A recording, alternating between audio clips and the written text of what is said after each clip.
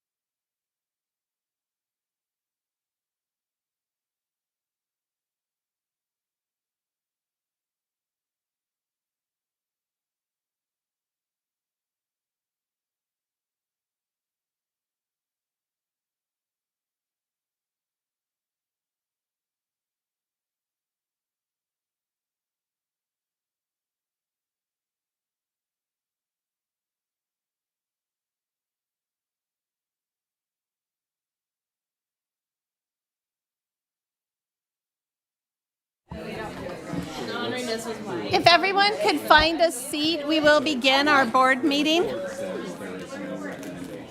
morning. Good morning. Good morning. How are you? I'm good. How are you? I'm good.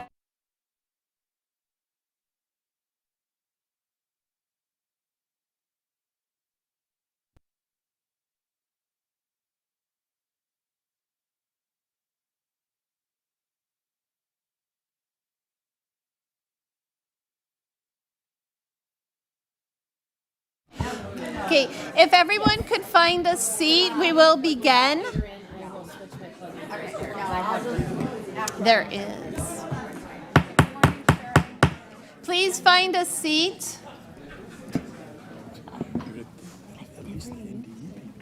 I know, I've never used the gavel.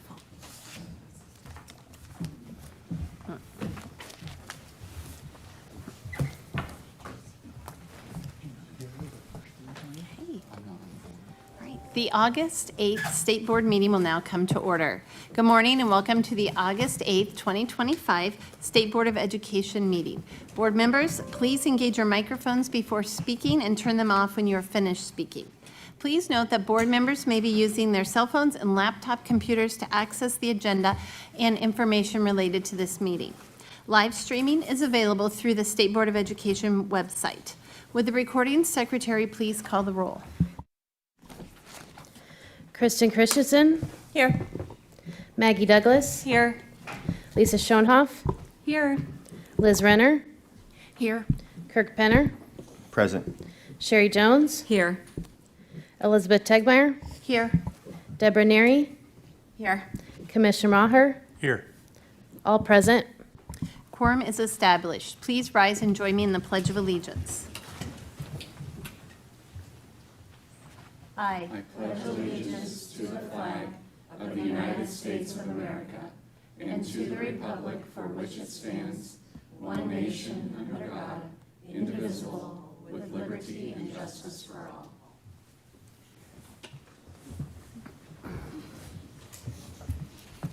Information regarding the Open Meetings Act is posted as you enter the room from the main doors.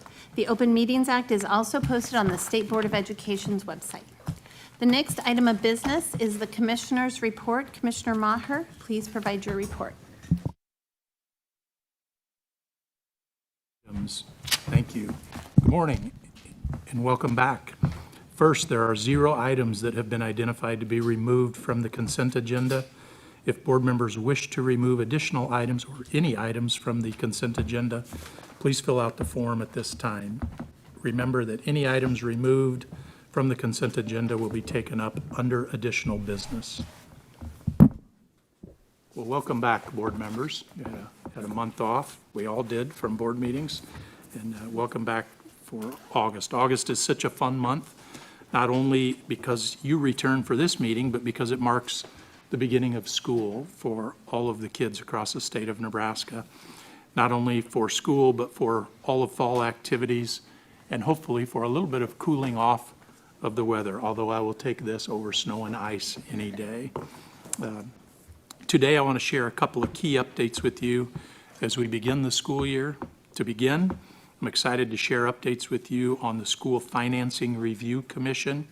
As you recall, with the passage of LB 303, the School Financing Review Commission was created, and or more correctly, the Commissioner of Education has been designated to chair that commission. The governor announced the other members of the commission in July, and we will host our first meeting of that commission next Tuesday here at NDE in this room.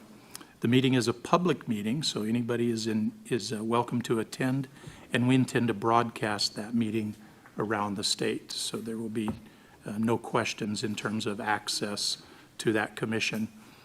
During the time in between appointment and our first meeting, my team and I have been busy meeting with stakeholders and researchers, developing a legislative history and overview of school finance policy in the state of Nebraska, and drafting bylaws for consideration by the commission next week. Since we are a public body, there will have to be some formal rules put in place. We are looking forward to the session with other members of the commission, and looking forward to considering next steps as we leverage the immense expertise of the group over the next several months. And when I say the next several months, that doesn't mean there's an end date. If you remember, the commission is set up to go on in perpetuity. So I don't know when it will end exactly, but we have work to do, particularly between now and the beginning of this next legislative session. The next topic, I was delighted to see many of you at NDE Day last month. I'm extremely grateful for our communications team led by David Jesperson and the phenomenal work that they do. Also appreciative of our partnership with the NCSA for making the day and really that whole week of administrators a reality for many of our building and district leaders from around the state. For those of you who couldn't join, my message to the group was really pretty simple, and that is we need to continue to double down on our literacy efforts across the state, and we need to work together and collaboratively to create coherence around what can be a real complex topic of improving literacy around our state. I truly believe we have a huge opportunity to make a real difference and to make sure our kids are reading better tomorrow than they're reading today. And I believe we're really beginning to see the very first glimpses of progress towards our goal. Also, I want to give a shout out to the NDE staff and partner presenters who shared their expertise through over 60 sessions during Administrator Day. Thanks to you all. Finally, I would ask Deputy Commissioner Halstead to come up. I could say what I need to say without you coming up, but I think it's more appropriate that I speak to you and not simply about you. You look excited to be here. Brian Halstead, always excited to be here. I want to take a minute and send out a special thank you to Deputy Commissioner Halstead, to Brian Halstead. What I have to say will really pale in comparison to what I should say or take the time to say. As you all likely know by now, Brian has worked at the department for 35 years.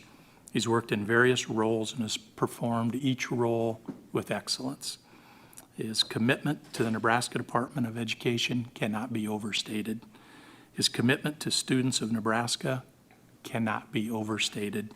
And his commitment to excellence cannot be overstated. I first worked most closely with Brian when I was a member of the Professional Practices Commission nearly 15 years ago, and Brian was running point for the department as legal counsel in front of the Professional Practices Commission. At that time, I can tell you I was struck by his professionalism, struck by his preparation, and struck by his pounding on the desk when he was trying to drive a point home. And I can tell you that hasn't changed. He brings that every day to the office. That's a trait that I hope never goes away, although I would use it judiciously in front of Judy. Brian also, I would say, is working to the end. He hasn't retired on the job. He continues to be a force for us here at the department, and one of his last and most important roles of the next few weeks will be in our first School Financing Review Commission. Brian will have a significant part in talking about the history behind school financing in the state of Nebraska. There's no rest until he is actually retired, and he has taken that on with glee, quite frankly. The loss to the Nebraska Department of Education, once Brian retires, will be immense and will be felt for years. Brian, I've had a conversation with President Tegmeyer. I speak not only for myself, but for the board when I say, we will miss you. The Department of Education will miss you. And the Nebraska educational ecosystem will miss you. Thank you for your 35 years. Thank you to your wife, Judy, for sharing you with us. And I hope you feel the love and appreciation from the department as you go on to your next journeys. Thank you.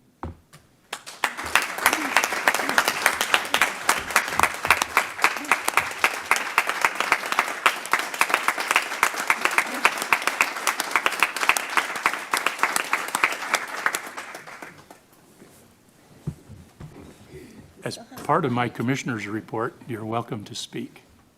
Time for rebuttal, Counselor.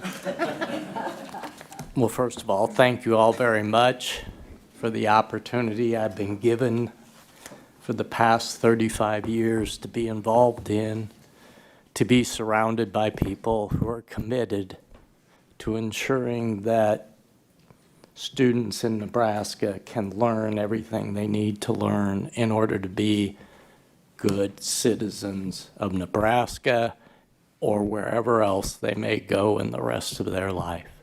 It is humbling to have people tell you thank you.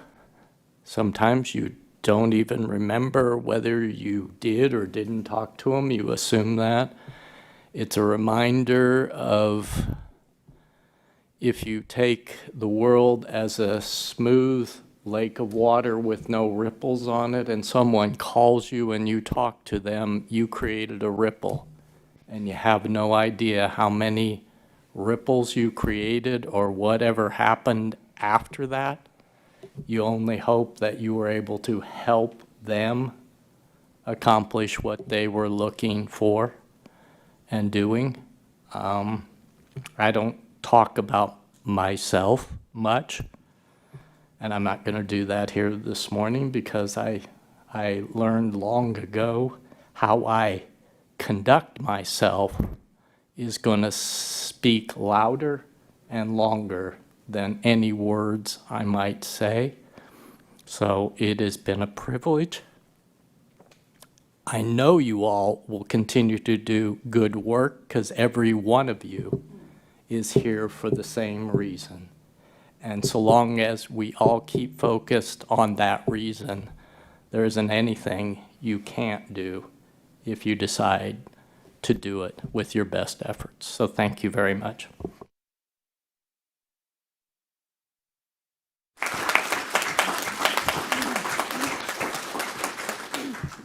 Thank you, Brian. And did anybody notice his points of emphasis there?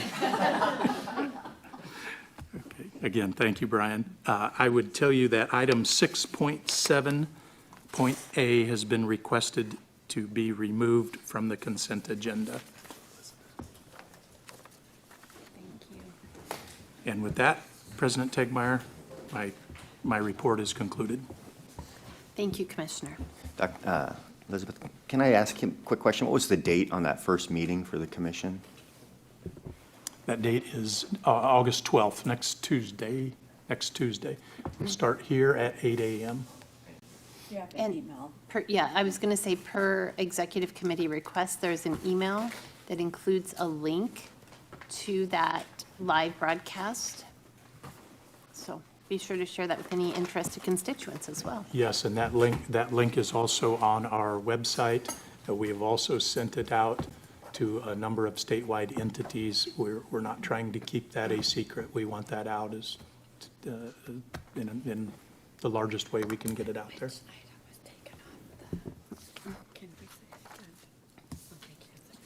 Okay, the next item, no.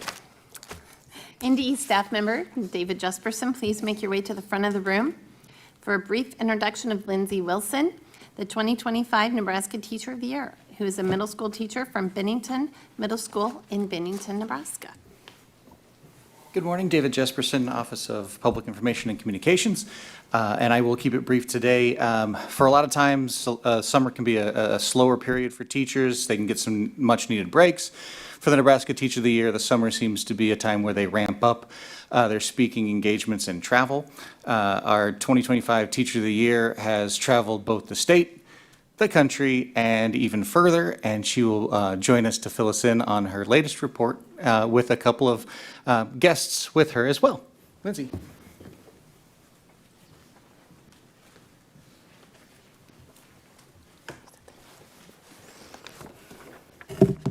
Hi, everybody.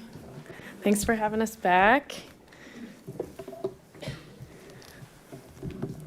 See if we can avoid the tech issues this time. Okay.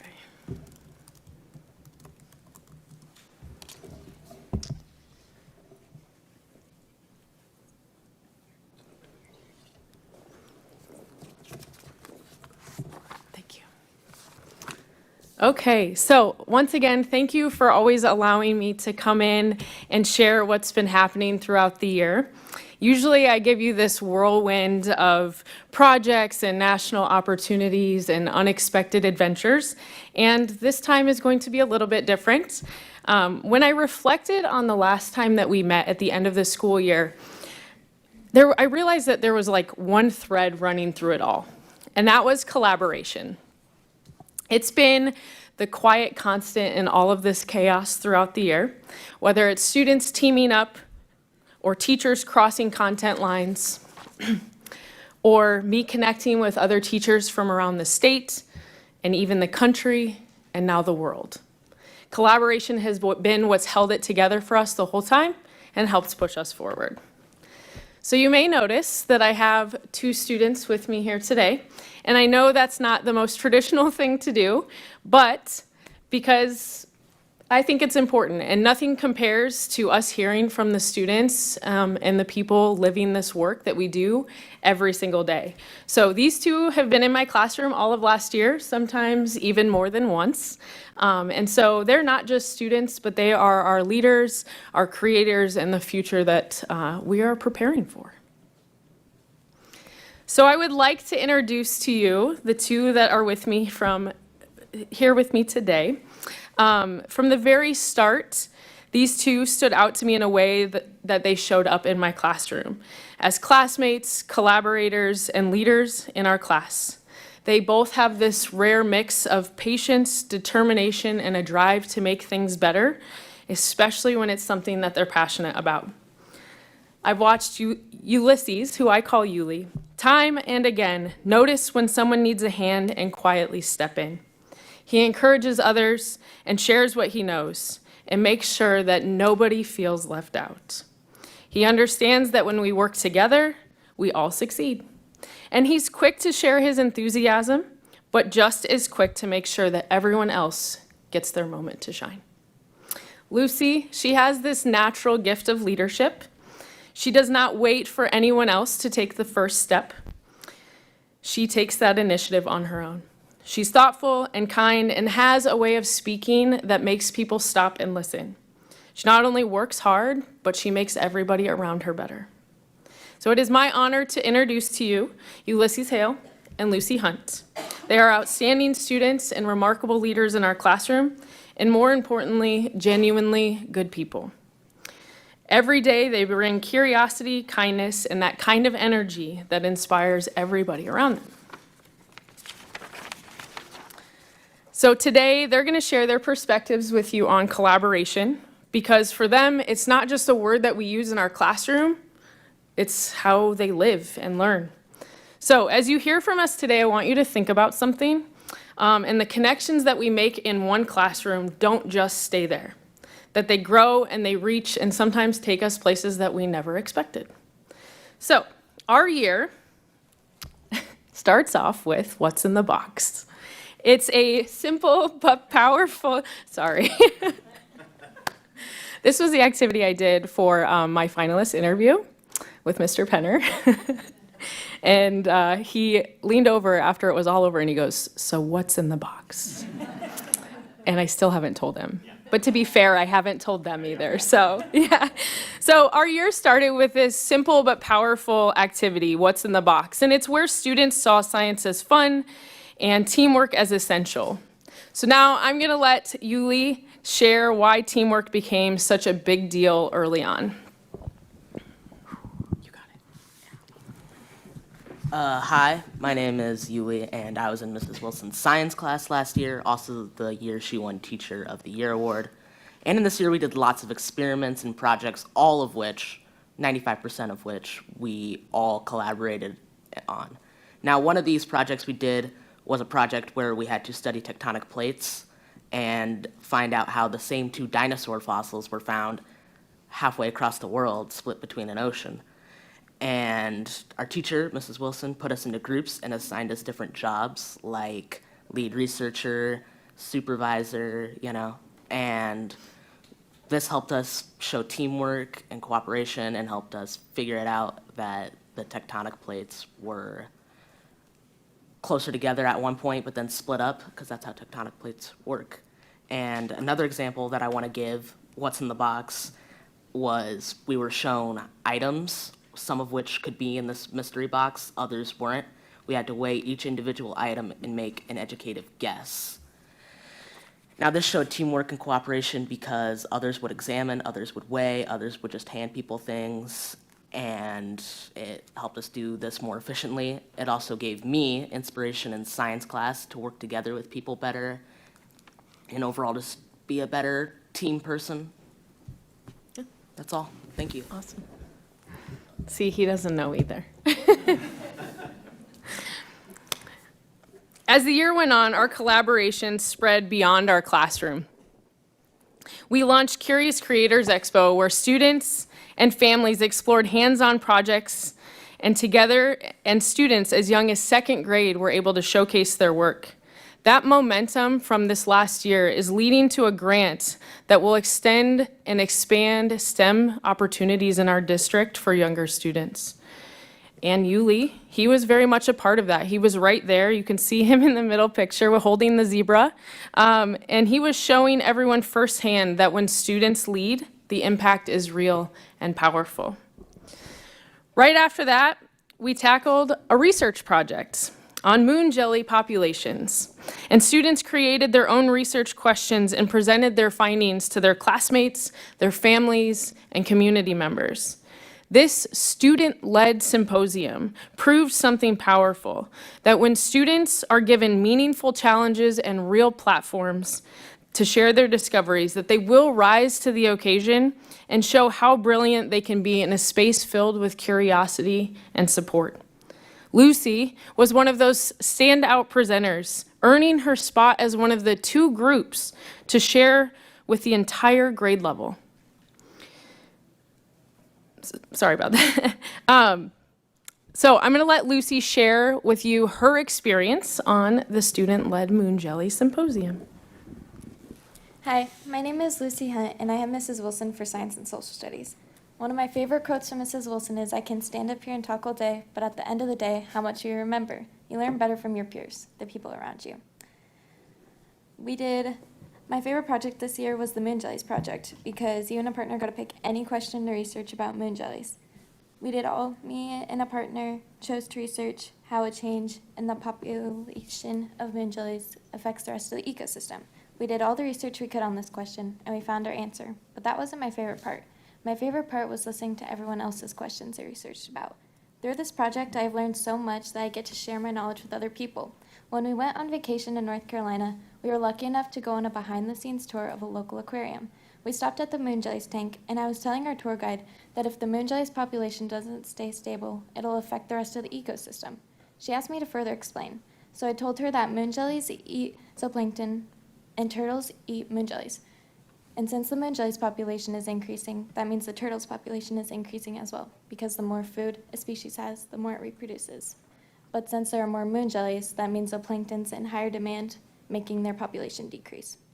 I definitely learned a lot more from this project by researching my own question and listening to my peers, rather than Mrs. Wilson just covering one topic. This project was really fun, and I'm so grateful for it. Thank you, Mrs. Wilson. Thank you.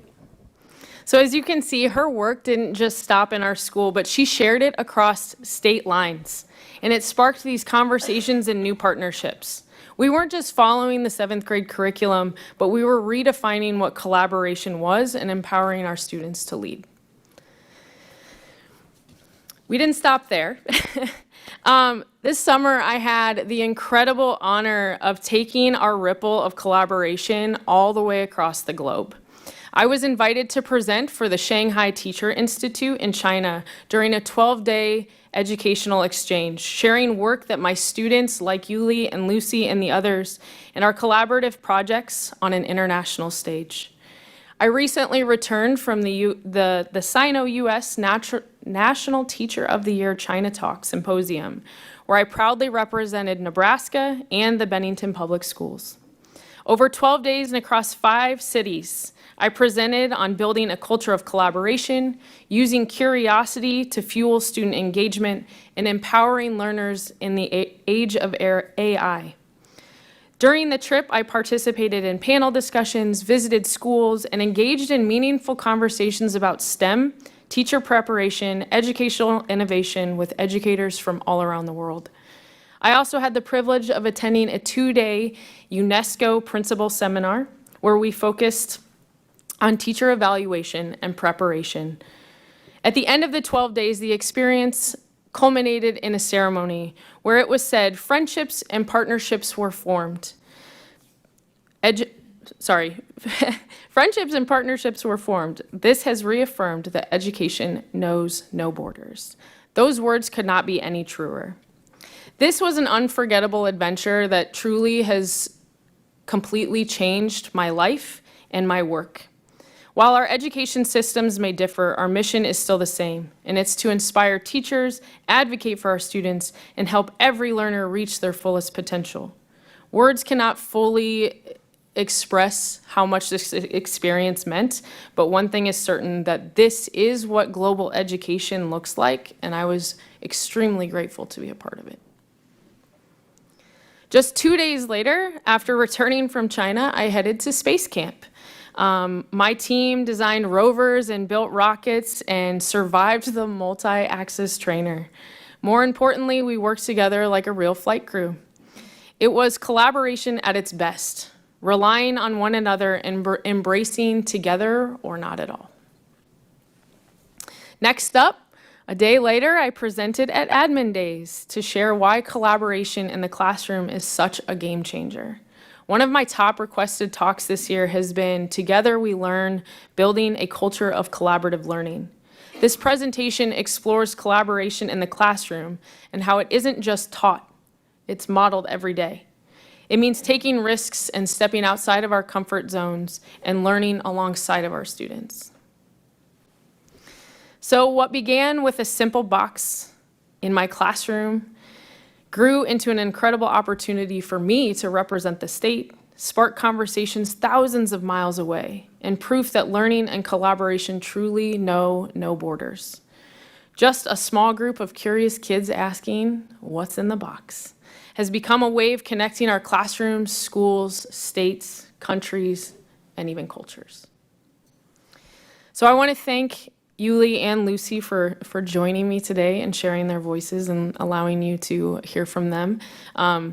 They are proof that what happens when students are empowered to lead, and this is the culture that we're building every day in Nebraska and in our classroom, and we're proud to be a part of a district like Bennington Public Schools that supports and values this kind of collaborative learning. So thank you, as always, for supporting the journey that I've had so far this year, and believing in the power of us learning together. So as always, stay curious, inspire, and be inspired by those around you. Thank you, Lindsay, and thanks for giving up a big part of your summer with your kids to share and go across the state and the world. And I also want to thank Yuli and Lucy. I know it can be very scary and intimidating coming and speaking to grown-ups. You guys did great. And board members, any comments or questions for our Teacher of the Year? Yeah. I would love that. I would love that. Sherry? Yes, Ulysses and Lucy, I bet you know that you are blessed indeed to have a teacher like Mrs. Wilson. And I don't know if you've ever considered the teaching profession, but I would encourage you to consider that because you get to make a difference just like Mrs. Wilson is doing in your life. And also, Lucy, I've never heard of moon jelly. So I'm going to be looking into this, so you've motivated me to learn something today. And thank you, Lindsay. May you have an awesome year. Thank you.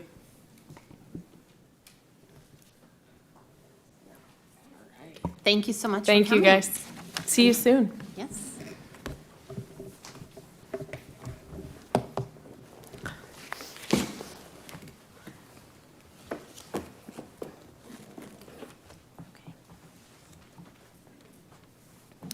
The next item of business is the President's Report.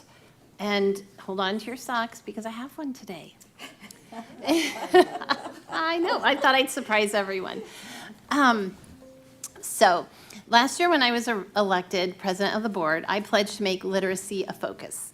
And I could not have done this alone. So I just want to take a few short minutes, and it really is a few short minutes, to highlight the efforts made by so many to make literacy a central focus of this department. To properly do so, I must go back to the work of two former state senators, Luann Linehan and Patty Pansing Brooks. They worked across the aisle to research literacy and dyslexia in our state, and they co-authored legislation addressing it, as well as being instrumental in the allocation of state funding to address low literacy rates in our state.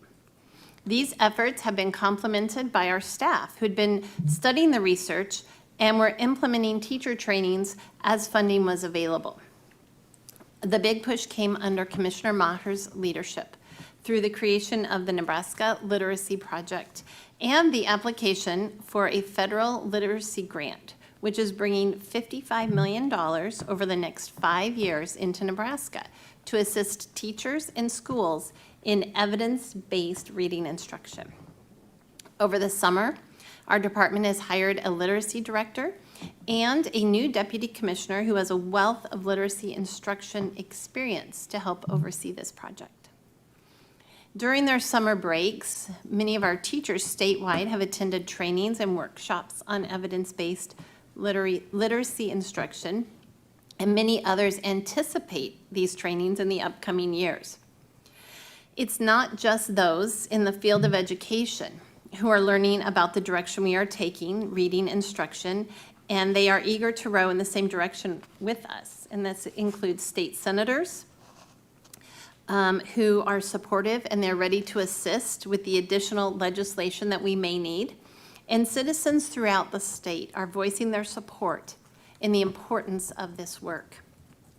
And just yesterday, I received a call from the governor's office expressing his support for our efforts and his enthusiasm for the opportunity we have to receive additional financial assistance from a nonprofit organization. This financial assistance will be earmarked for professional development of school administrators to equip them to better support classroom teachers. To everyone who has picked up their oar and chosen to row with us, I say thank you. I brought a request to the commissioner And at our September board meeting, he will be recommending one book that will give an overview of the direction we are taking literacy instruction in Nebraska. This will help the board as a unit and any interested staff who maybe their work isn't centered on literacy to better communicate the importance of literacy and the research backing it. Additionally, lawmakers, educators, and citizens of Nebraska can obtain their own copy and gain a deeper understanding of where we will be taking literacy instruction in Nebraska over the next 5 years. So that concludes my president's report. I know in the past there's been interest not to have a lengthy discussion, but if any board members would like to comment or anything, I do want to open the floor up. Okay. All right, well, seeing none, we will now move to our public comment period. This period may be available to any person who wishes to address the board on any matter appearing on the agenda. Up to 90 minutes will be allowed for public comment period. A majority of members present and voting may take action to extend the amount of time allowed for public comment period. A majority of members present and voting may also take action to allow or terminate public comment at any time during a meeting. If you are not signed in and wish to speak, please sign in at this time. Those wishing to speak must be signed in at the table outside the meeting room. Each individual speaking to the board will be required to complete a sign-in card for identification of oneself. Individuals are required to include on the sign-in card their name, address, and name of any organization represented. Individuals may be prohibited to speak in public comment if the sign-in card does not include the required information. Persons speaking to the board during public comment should state their name, city, and state at the beginning of their allotted time, and may submit printed materials for the board, but may not use any other form of media. Anyone refusing to be identified will be prohibited from speaking. Each person may address the board for up to 5 minutes. A majority of members present and voting may take action to reduce or extend the amount of individual time allotted to speakers. If at any time persons appearing before the board exceed the time limitations set forth in this policy or on the agenda, or become abusive or threatening in language or behavior, it shall be the responsible of the president to refuse permission to continue addressing the board. We have one public comment card submitted.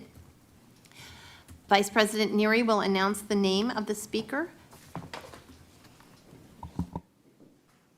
Okay, we have one speaker today. If you want to come forward, Lone Eby. Thank you.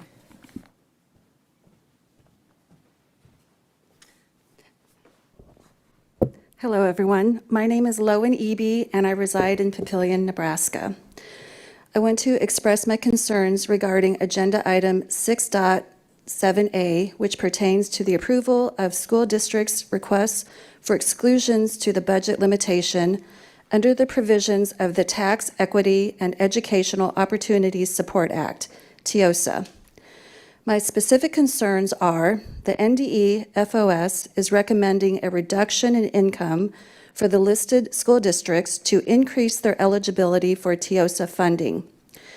Regarding TEOSA, Nebraska Revised Statute 79-1002, subsection 2, the objective is to reduce reliance on property taxes for funding the public school system. In a memo from Mr. Bryce Wilson to Dr. Brian Maher, it was noted that the total income exclusion amounts recommended are $121,240,452. This indicates that 62 school districts are requesting income exclusions to seek additional state aid. In my analysis of the Nebraska public school districts, in my analysis of all public school districts in Nebraska, I have discovered that many school districts are not accounting for all their income. And some of those districts are the districts requesting income exclusion. The NDE FOS is suggesting that these same districts should not recognize additional revenue, which I believe is inappropriate. On August 1st, I sent an email to all of you regarding my report on Nebraska school district financial reporting. Agenda item 6.7A underscores the critical need for accurate and transparent financial information. If you approve the exclusion recommendations, you are agreeing that the 62 school districts are not fully disclosing their income, leading to unwarranted requests for additional state aid. I truly appreciate the dedication each of you brings to the board, and I'm here to support you in any way I can. If you have any questions about my report, please do not hesitate to reach out. I have prepared booklets for each of you as well as extras.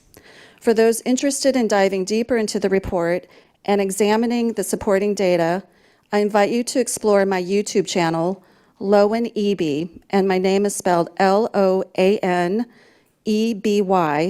where you will find informative videos and links. Thank you for the opportunity to speak today.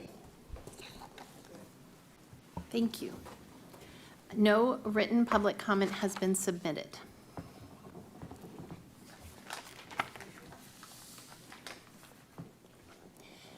Is there a motion to adopt the consent agenda? I move to adopt the consent agenda except for item 6.7.A. Item 6.7.A has been requested to be removed from the consent agenda. Second. Thank you. It has been moved and seconded to adopt the consent agenda. Per board policy, there is no discussion on the motion to adopt the consent agenda. Would the recording secretary please call the roll? Schoenhoff, Yes. Neary, Yes. Christensen, Yes. Renner, Yes. Jones, Yes.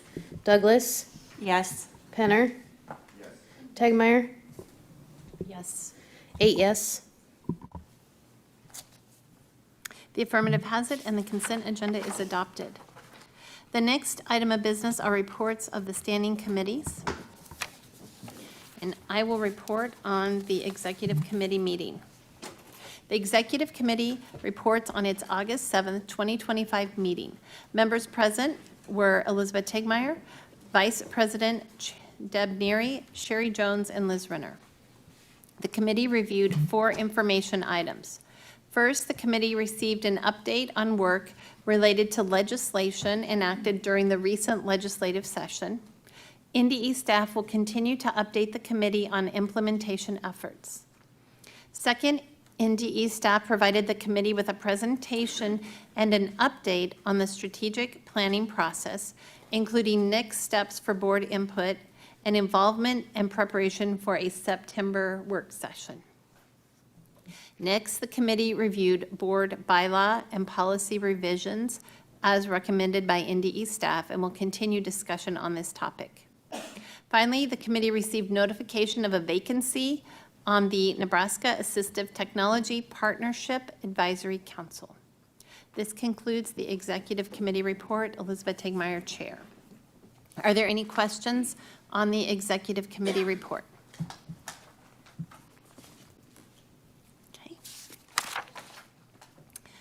Okay, Chair Kristen Christensen will report on behalf of the Budget and Finance Committee meeting. The Budget and Finance Committee reports that at its Thursday, August 7th meeting, members present were Kristen Christensen, Maggie Douglas, and Lisa Schoenhoff.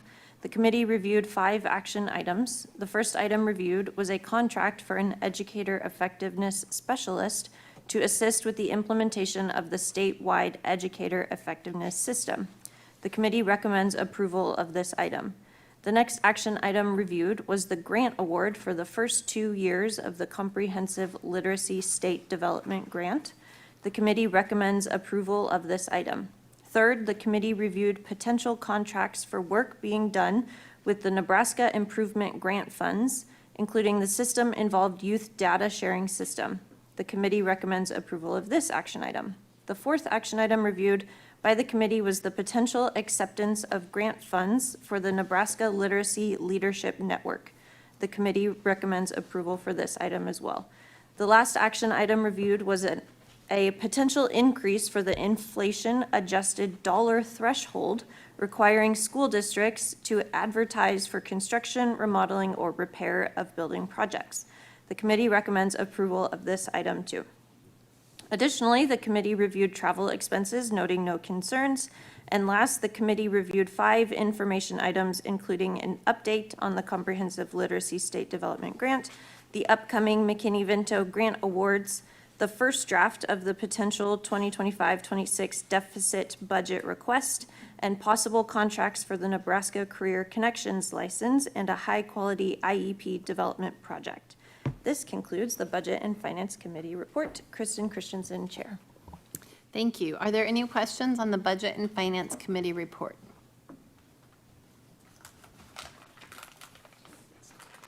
Are there any questions on the reports in item 7.2.A? Is there a motion on item 7.2.B? I move to authorize the Commissioner to contract with ESU 13 for the Educator Effectiveness Specialist position. Second. It's been moved and seconded to authorize the Commissioner to contract with ESU 13 for the Educator Effectiveness Specialist position. Is there any discussion on this motion?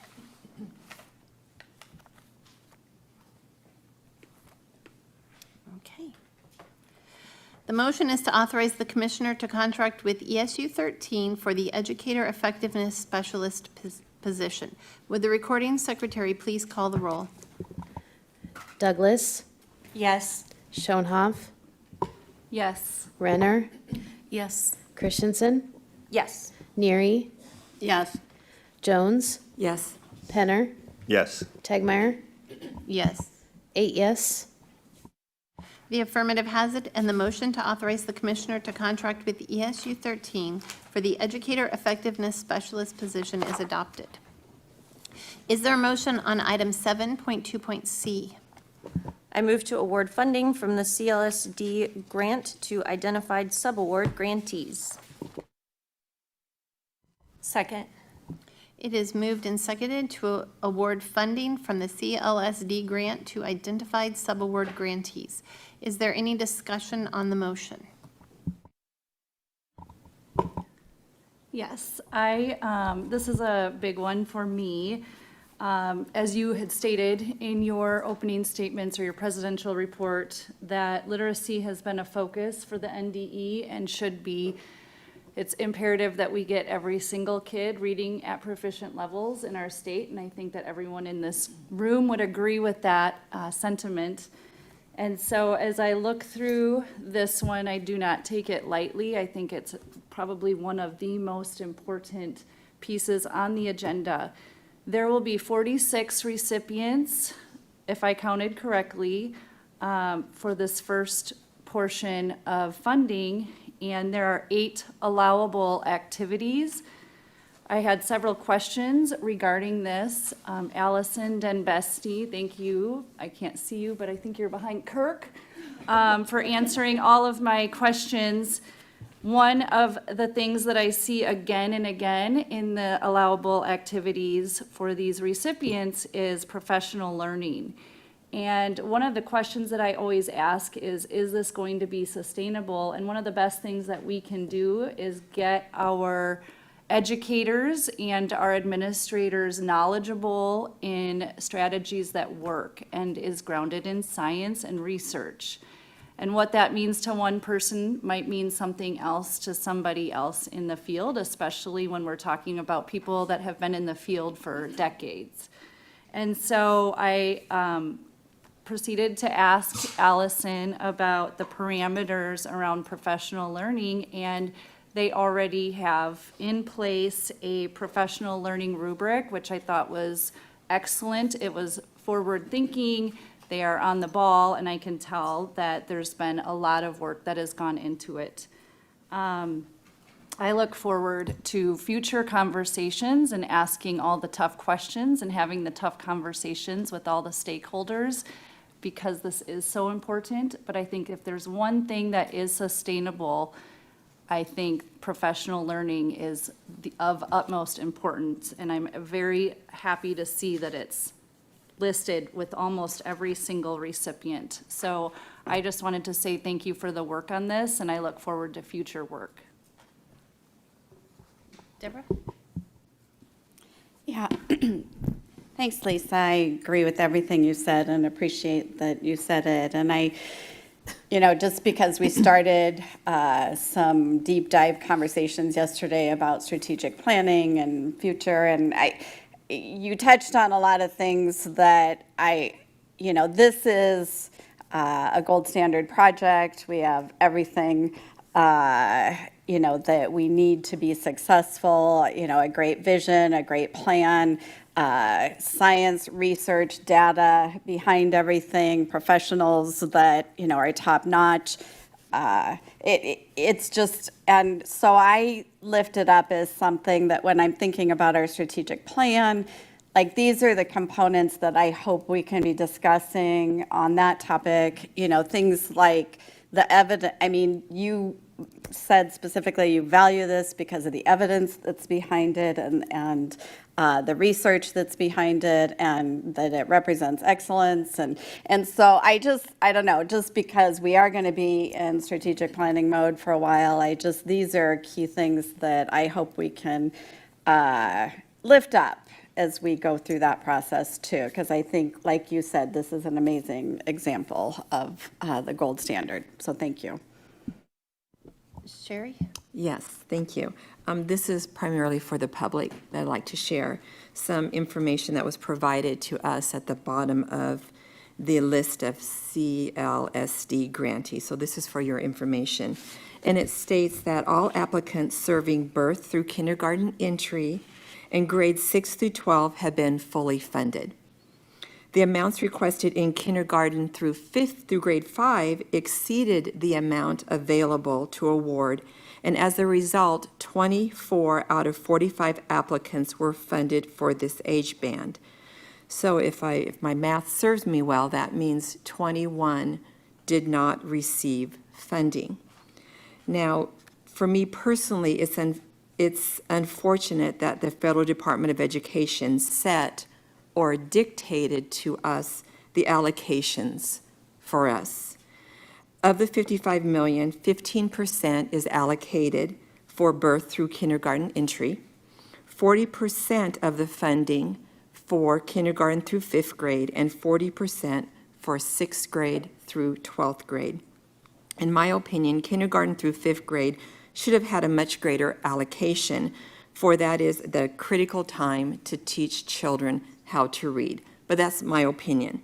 So this is, I believe, is an example where state and local decision-making would have been better, in my opinion, than the federal government dictating to us how we should use this $55 million. So I'm sad to see that 21 of our kindergarten through 5th grade were not able to be funded because of the allocation. Just for the public's information, thank you. I'm not sure if one of the Budget and Finance Committee members can answer my question. When I looked at the document, I see that this funding is for years 1 and 2. So, would those who did not receive funding, they could reapply? President Tegmeyer, I think with your permission, maybe I would have Allison Denbesti come up. Okay. I think she would be the one to address that. Okay, that would be great.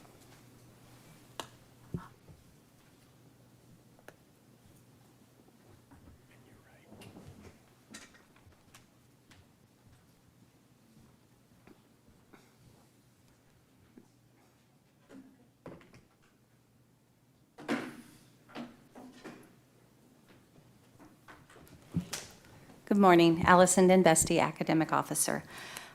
Could you repeat the question, please? I'm sorry. No, I all I had was the document before me on the agenda, and I believe that it says that it's years 1 and 2 that this funding is going out. And so my question is, can the schools who were denied funding for years 1 and 2, can they reapply for funding in the future? That is a possibility that we left open. One of the things that is not uncommon with a multi-year grant, certainly we saw it with ESSER, there are awards that are made, activities that are planned, and as you move through the life of the grant, sometimes the dollar amount that is actually spent ends up being a little bit less than was intended. So there is a pool of funds.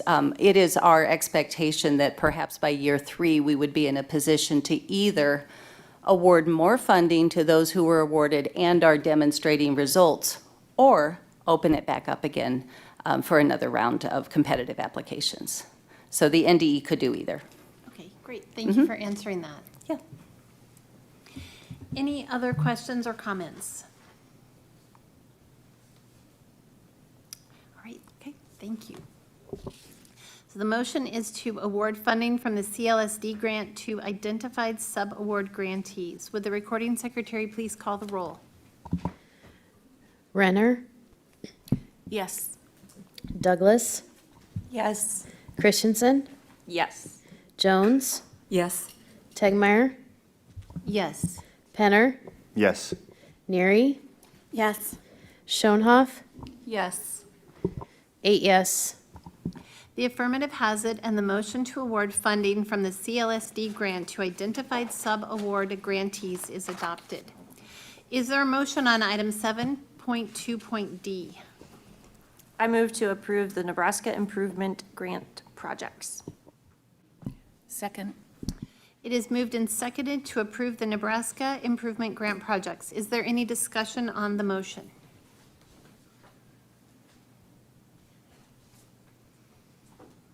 Right. Must have been a good committee meeting to have no discussion. You guys got it all answered. The motion is to approve the Nebraska Improvement Grant projects. Would the recording secretary please call the roll? Christensen, Yes. Neary, Yes. Jones, Yes. Renner, Yes. Douglas, Yes. Schoenhoff, Yes. Tegmeyer, Yes. Penner, Yes. 8 yes. The affirmative has it, and the motion to approve the Nebraska Improvement Grant projects is adopted. Is there a motion on item 7.2.e? I move to accept grant funds for the Nebraska Literacy Leadership Network. Second. It is moved and seconded to accept grant funds for the Nebraska Literacy Leadership Network. Is there any discussion on the motion? Deborah? Sure.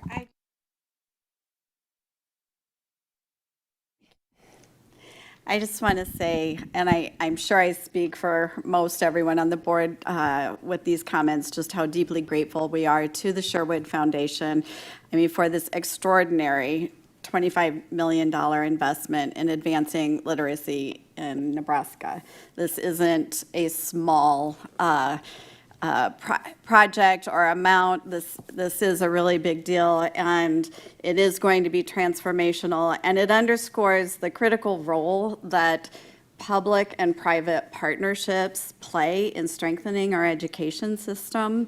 By working together, we can equip school leaders now with the training, the coaching, and the support that they need to ensure that every child receives high-quality reading instruction and building a stronger future for all of Nebraska. So I just want to give my sincere appreciation to the folks at the Sherwood Foundation for all the work they did in partnering with us and to make this opportunity possible. Thank you.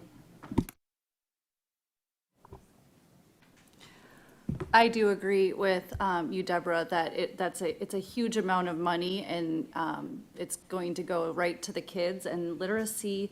I also want to add to that thank you to Governor Pillen for reaching out and realizing that literacy is so important in our state that he reached out and to build those partnerships, and I think that's excellent.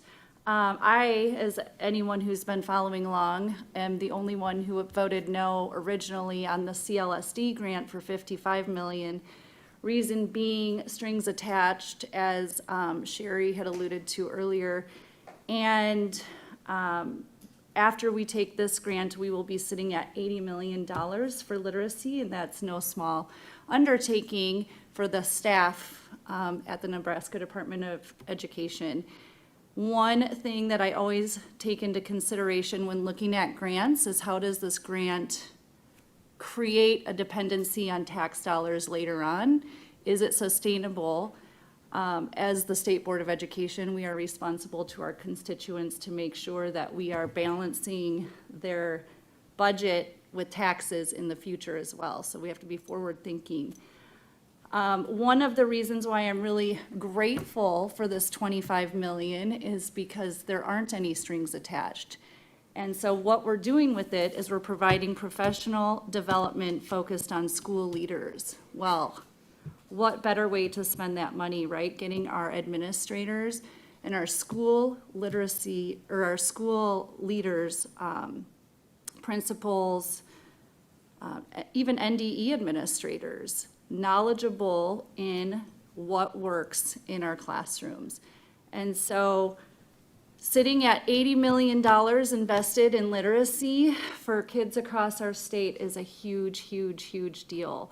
And it is very clear and evident that we are all taking it very seriously. I think that we need to continue, now that we've got this money in front of us, to continue asking the tough questions, not going along to get along, but having these really tough conversations with each other and holding each other accountable.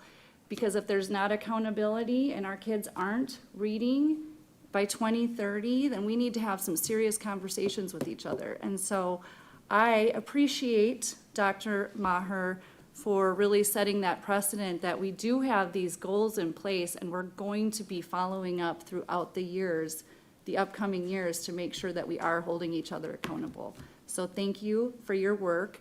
Thank you, staff, for all of your work, and let's stay diligent and work together through this process. Commissioner Maher. I would say just a couple of things. There is a lot of money, and there are a lot of different people to thank for where we are. At the Department of Education, it's not often we can say resources aren't our issue. But in addressing this topic, resources aren't our issue. It's the how do we use those resources to accomplish our goals that is our issue. And so our goal is to put together a coherent plan using those resources and never lose sight of what the goal is, and that's to improve student outcomes. That's our fundamental goal. So what are we doing? And I tell people sometimes, let's make it simple for this kid from Hooper so he can figure this out. And this is the simplicity and the complexity of what we're trying to do. Number one, we believe the best way to achieve student outcomes is to have quality teachers in the classroom with kids. That's number one. Without that, really very little else matters. The CLSD grant will help us in large part to accomplish that. The focus that we have around the state will help us accomplish that. That's number one. Number two is I think we all need coaches, right? We all need coaches to help us along. And I'm not talking about the principal that comes in to evaluate, to retain or not retain a teacher. That's not what I'm talking about. I'm talking about somebody that can come into a classroom and coach the talent that already exists within the teacher up. And the only way that person can come in, whether it's a principal, assistant principal, a literacy coach, a curriculum director, a whole number of folks that might be in that coaching role, is to make sure that they too understand the science of reading and look-fors as they walk into the classroom.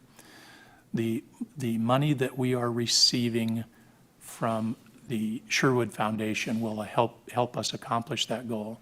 So the simple Hooper in me is, let's train teachers and let's train them really well. Let's make sure we have people coaching those teachers. Let's put that on top of it, and we're getting closer and closer to a sustainable model. But that's the coherence that we're trying to accomplish with these two pots of money. Thanks for an opportunity to explain. All right. Any further comments? All right. The motion is to accept grant funds for the Nebraska Literacy Leadership Network. Would the recording secretary please call the roll? Jones, Yes. Neary, Yes. Renner, Yes. Douglas, Yes. Penner, Yes. Christensen, Yes. Schoenhoff, Yes. Tegmeyer, Yes. 8 yes. The affirmative has it, and the motion to accept grant funds for the Nebraska Literacy Leadership Network is adopted. Is there a motion on item 7.2.f? Yep. I move to adjust the dollar amount for school district bid requirements. Second. It is moved and seconded to adjust the dollar amount for school district bid requirements. Is there any discussion on the motion?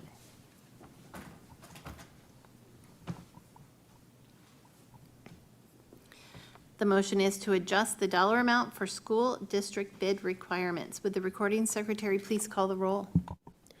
Douglas, Yes. Penner, Yes.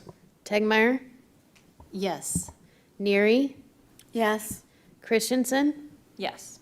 Renner, Yes. Jones, Yes. Schoenhoff, Yes. 8 yes. The affirmative has it, and the motion to adjust the dollar amount for school district bid requirements is adopted. Chair Lisa Schoenhoff will report on behalf of the Planning and Evaluation Committee meeting. Okay, our meeting was yesterday, August 7th, 2025. The Planning and Evaluation Committee reports on their committee meeting on October 7th, 2025. The members present were Lisa Schoenhoff, Sherry Jones, Deborah Neary, and Kristen Christensen. The committee discussed 4 action items related to the conditional approval of new non-public school systems, conditional approval of new interim program schools, plans of corrections for school systems and interim program schools, and approval of educator preparation programs. The committee recommends board approval on these items. The committee discussed the action item related to the roster for the Nebraska Council on Teacher Education. The committee has no recommendation for this item. The committee reviewed discussion items with NDE staff, providing summaries and answering questions related to Rule 11, teacher waiver requests, and a pilot process for clinical practice. The committee reviewed a consent agenda item related to affidavits for instructional hours exception for public, non-public, and pre-kindergarten programs. The committee also reviewed informational items related to subject area exams and passing scores for temporary certificates, the accountability system process update, and the community achievement plan process and timeline. NDE staff will bring these items to a future meeting for discussion and subsequent approval where appropriate. This concludes the Planning and Evaluation Report. I'm Lisa Schoenhoff. Are there any questions on the Planning and Evaluation Committee report?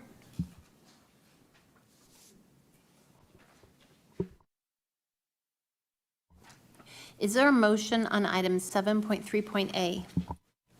I move to authorize conditional approval of new non-public school systems. Second. It is moved and seconded to authorize conditional approval of new non-public school systems. Is there any discussion on the motion?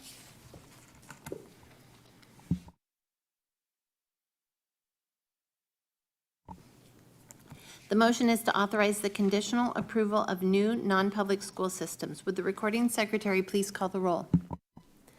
Renner, Yes. Douglas, Yes. Christensen, Yes. Jones, Yes. Tegmeyer, Yes. Penner, Yes. Neary, Yes. Schoenhoff, Yes. 8 yes. The affirmative has it, and the motion to authorize the conditional approval of new non-public school systems is adopted. Is there a motion on item 7.3.b? Yes, I move to authorize conditional approval of new interim program schools. Second.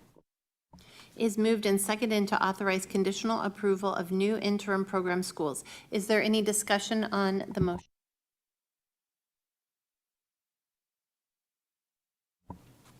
The motion is to authorize conditional approval of new interim program schools. Would the recording secretary please call the roll? Jones, Yes. Renner, Yes. Penner, Yes. Christensen, Yes. Schoenhoff, Yes. Douglas, Yes. Neary, Yes. Tegmeyer, Yes. 8 yes.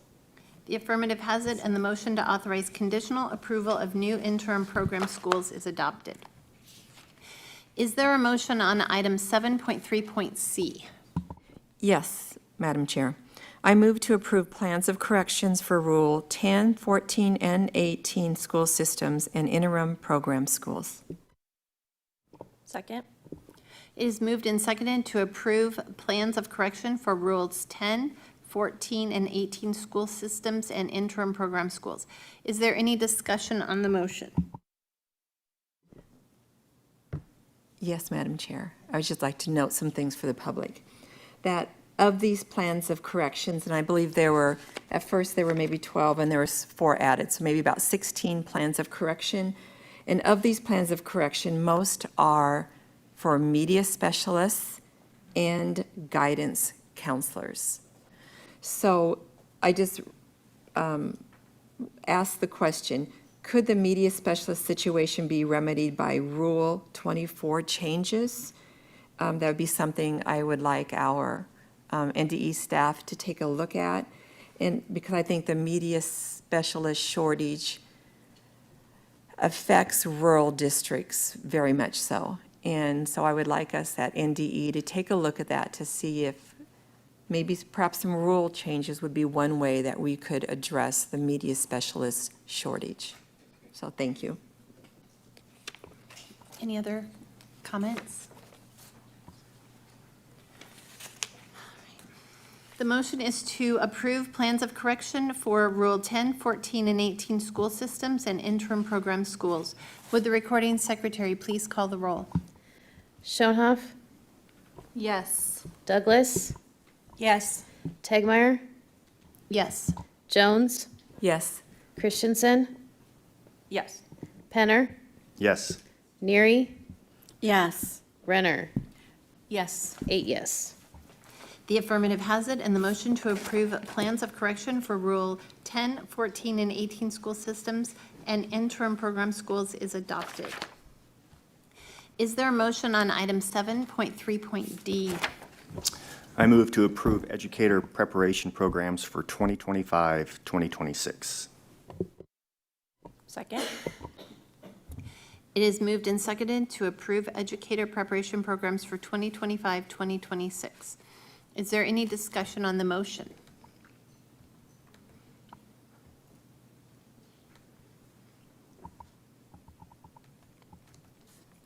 The motion is to approve educator preparation programs for 2025-2026. Would the recording secretary please call the roll? Tegmeyer, Yes. Neary, Yes. Penner, Yes. Christensen, Yes. Renner, Yes. Jones, Yes. Schoenhoff, Yes. Douglas, Yes. 8 yes. The affirmative has it, and the motion to approve educator preparation programs for 2025-2026 is adopted. Item 7.3.e, the committee has no recommendation on this item. Is there a motion on item 7.3.e? I have a motion. Sherry? I move to approve the higher education and governance sections of the 2025-2026 NCTE roster. So, We're not up for discussion yet. We have to have a second. Second. Okay, it has been moved and seconded to approve the higher education and governance rosters for NCTE for 2025-2026. Okay, Sherry? Yes, I just want to say that I am in. Can you turn your mic on, please? I guess I was asking first to speak, but okay. The person who makes the motion, I believe, according to Robert's rules, gets to speak first, and then And we'll go to you, Deb. I just have a short statement. I just want to say that I am in support of approving the roster being brought forth to represent higher education and governance. Okay, Deborah? So I guess I am curious, I mean, just in terms of process, we as a committee, that is not the amendment that we as a committee decided we were going to bring. And so I just feel like I'm concerned the lack of transparency since we had a discussion about this. We agreed, and then you brought forward a different motion. And it saddens me greatly, too, that even though you didn't just say it now in your comments, you made it clear that you didn't want to approve the public school teachers that are on the list, and that is what you are excluding by your motion. So I would like to make an amendment to add to that we approve the entire list as brought to us and was intended by the committee in our motion that we agreed to bring forward yesterday, so that we are voting on the entire list that includes even the public school teachers that you wanted to leave off. There's a second, may I speak? Yes. To answer that, there is a second motion that's going to be brought forth regarding the teacher. So are you excluding them in this original motion? It'll be part of the second motion. It'll be part, so, all right. So this original one is to approve the entire list. The motion that Sherry made is and the motion that's currently on the floor is to approve the higher education and governance sections of the 2025-2026 NCTE roster. All right. That's the one that's currently on the floor. Okay, so that isn't the motion that we agreed on as a committee, because we agreed on the entire roster that also included the teachers. And I understand that you don't want to approve the public school teachers that are on the list, but I would like to make this motion. I'm hoping we go back and, all right, let me just, I just feel like it's really unfair to your peers to say one thing in committee and have an agreement and then do something else at the board meeting. Because I feel like we all agreed that we were going to bring forward the motion to approve the list, and then you would make a motion to take off the public school teachers because you didn't want to approve public school teachers. So I guess, I just want to express my disappointment in that. We have committee discussions for a reason. But now that we are at this juncture, I would like to, I'm disappointed that we're only approving half the list, and I don't know how to do this. I think we should be reviewing the entire list, the way it was brought to us and the way it was brought to the committee. And so I'd like to make a motion to make an amendment that we approve the entire roster that was presented to the committee and presented to the board, rather than just leaving off the public school teachers. Do I have a second? Or? Yes. Dr. Forrest's going to help. Thank you. Would you accept that you would be making the amendment to insert teachers, so that then if adopted, it would read to approve the higher education, governance, and teachers rosters? Yeah, I like that. Okay. Elizabeth, do you have enough to be able to repeat that back? Okay. Yes, I think so. So an amendment has been made to insert teachers. So if approved, The motion is, I move to approve the higher education governance and teacher sections of the 2025-2026 NCTE roster. Is there a second on the motion? Second. Okay. So, It is moved and seconded to amend the original motion by inserting the word teachers, and the motion reads, I move to approve the higher education governance and teacher sections of the 2025-2026 NCTE roster. Is there any discussion on the amendment? I just want to be clear that if anyone's voting against this, the only discussion I've heard is they didn't want to approve public school teachers for the committee. And so if you're voting against it for some other reason, I hope you'll clarify for us what that is. I'm really sad that that's what's happening here when there are plenty of opportunities to bring non-public school teachers forward.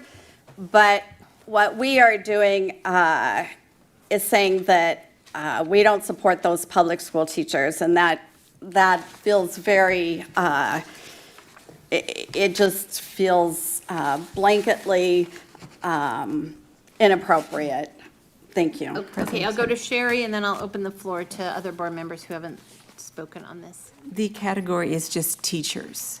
It doesn't say public school teachers, Deborah. So we're looking at the teacher section. And so that needs some clarification there. So it's not as if we're speaking against any group. It says we're looking at the teacher roster just for. Well, I'm basing this on what you said in committee, that it was the public school teachers that you were not going to approve. Am I incorrect in that? I don't recall. It was the teacher roster. So what is your complaint about approving the teachers then? You know, I will share some of my thoughts after the vote. Can we hear, I'm not on the committee. All I know is that I have a committee report that says the committee had no recommendation on this item. I'd love to hear from I'm getting nods from people who aren't on the committee. I'd like to hear from other committee members as well as other board members. But that is not appropriate because the committee did agree before we left the committee that we were going to bring this forward, and there was no further discussion. So are you saying? Yes, that is exactly what we agreed. So are you saying that the minutes for this meeting are incorrect? They'd have to be read back to me, but the way the meeting ended was that we agreed we were going to bring the motion that existed already forward, and then an amendment could be made to that. So if there was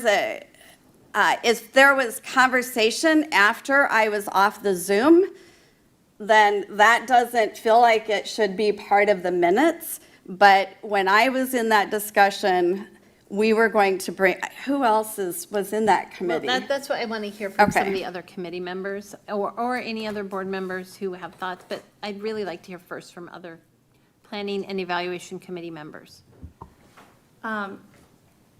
So in our committee meeting, Deborah was on Zoom and said multiple times throughout the meeting that she had a hard time hearing. And I think the electrical was probably not working well. What I heard said was that Sherry was going to go talk to our parliamentary expert, Ryan Four.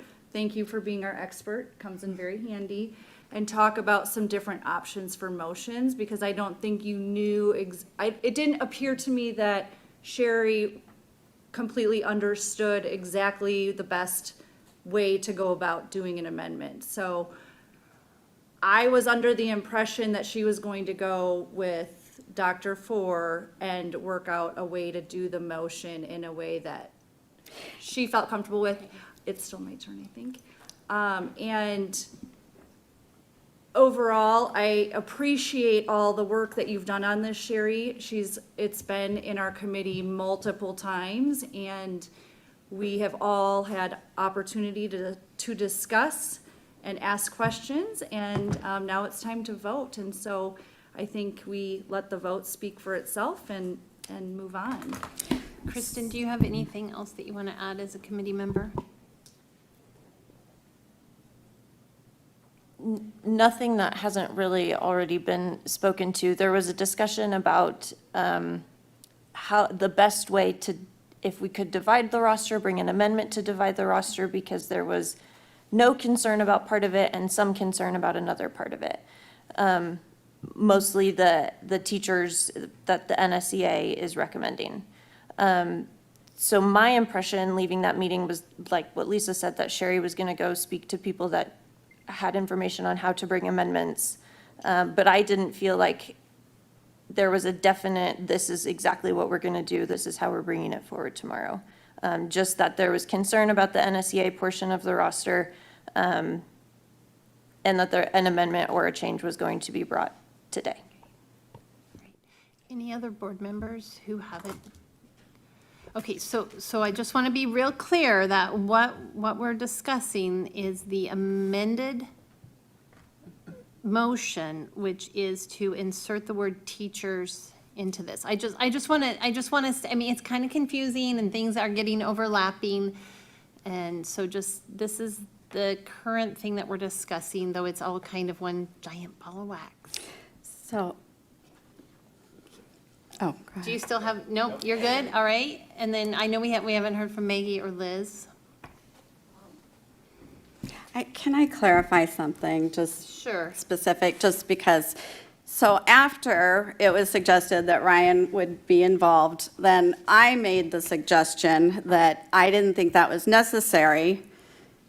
I felt like we could just use the motion that we have, which is appropriate, and then changes to that. But there wasn't any further discussion after that, and I wasn't in the room because I was over Zoom. So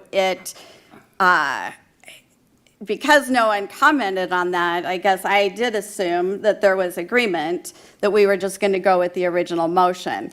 I didn't know that it was appropriate to change these motions from the time of the committee to the board meeting. And so I would hope that we'd have some kind of process for that in the future. Like, maybe something would go out ahead of time to people. It just doesn't feel like it's an efficient way for us to be working. That's all.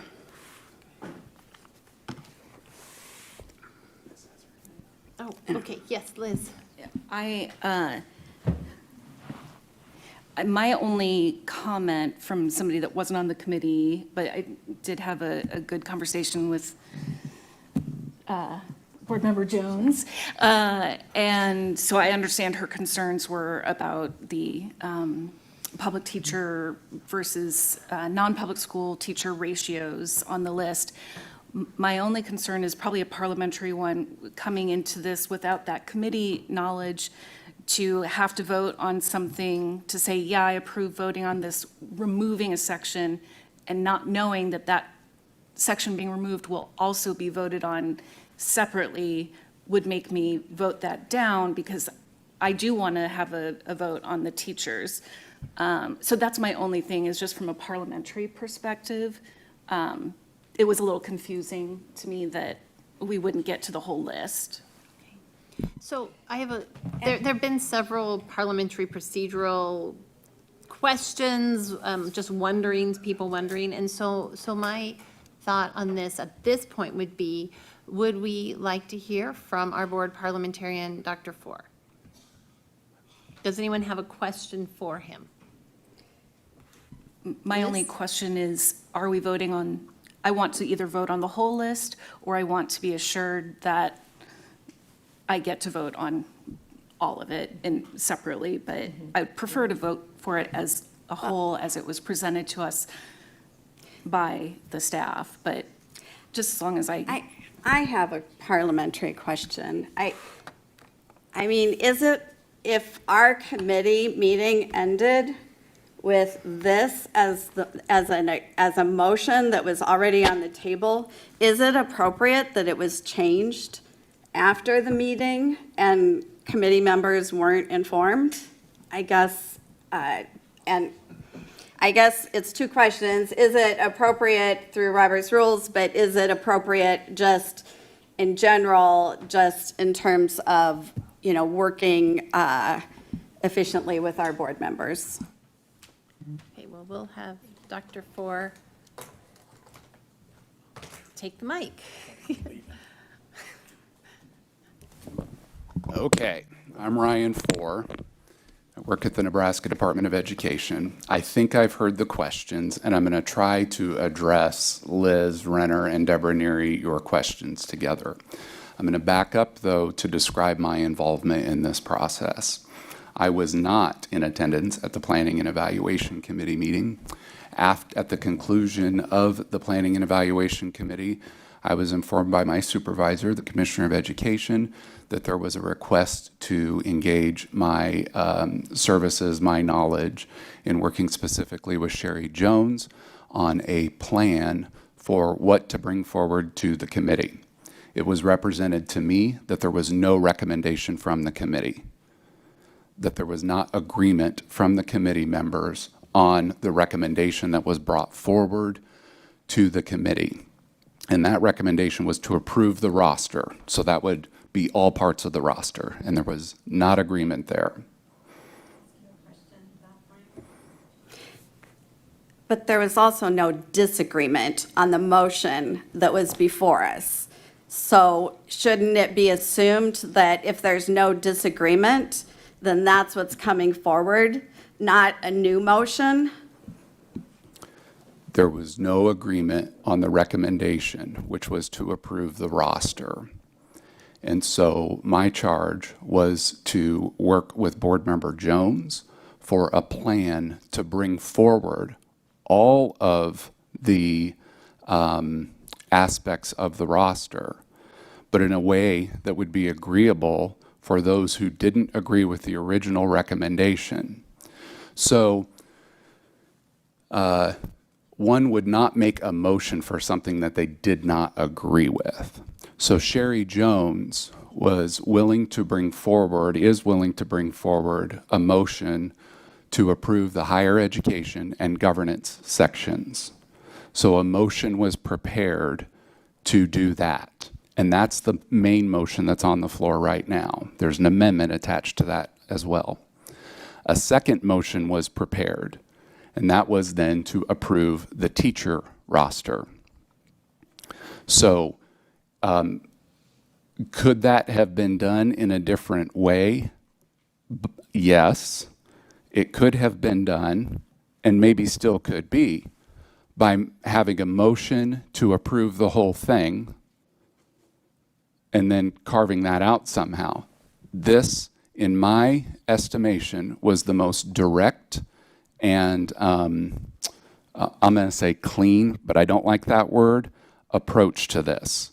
There was agreement by all committee members to approve the higher education and governance rosters or sections of the roster. So that was prepared.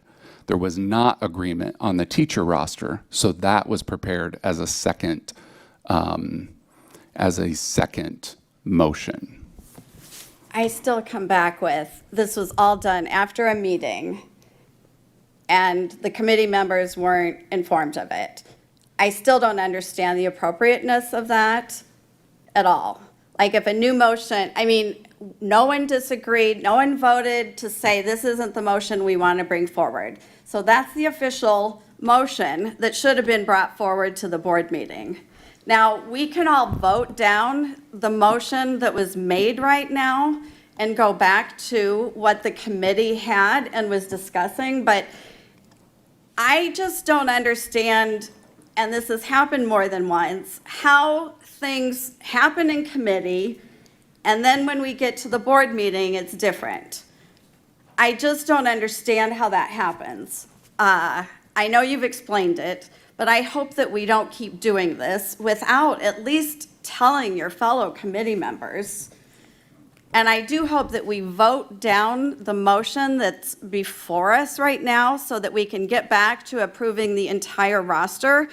And the reason I am making such a big deal about this is because it is an attack on our public school teachers that they want to leave off these names, those were the reasons that were given in committee. Those are the reasons that have been given for a year now as we've been discussing the NCTE commission. There is a way to bring in non-public school teachers.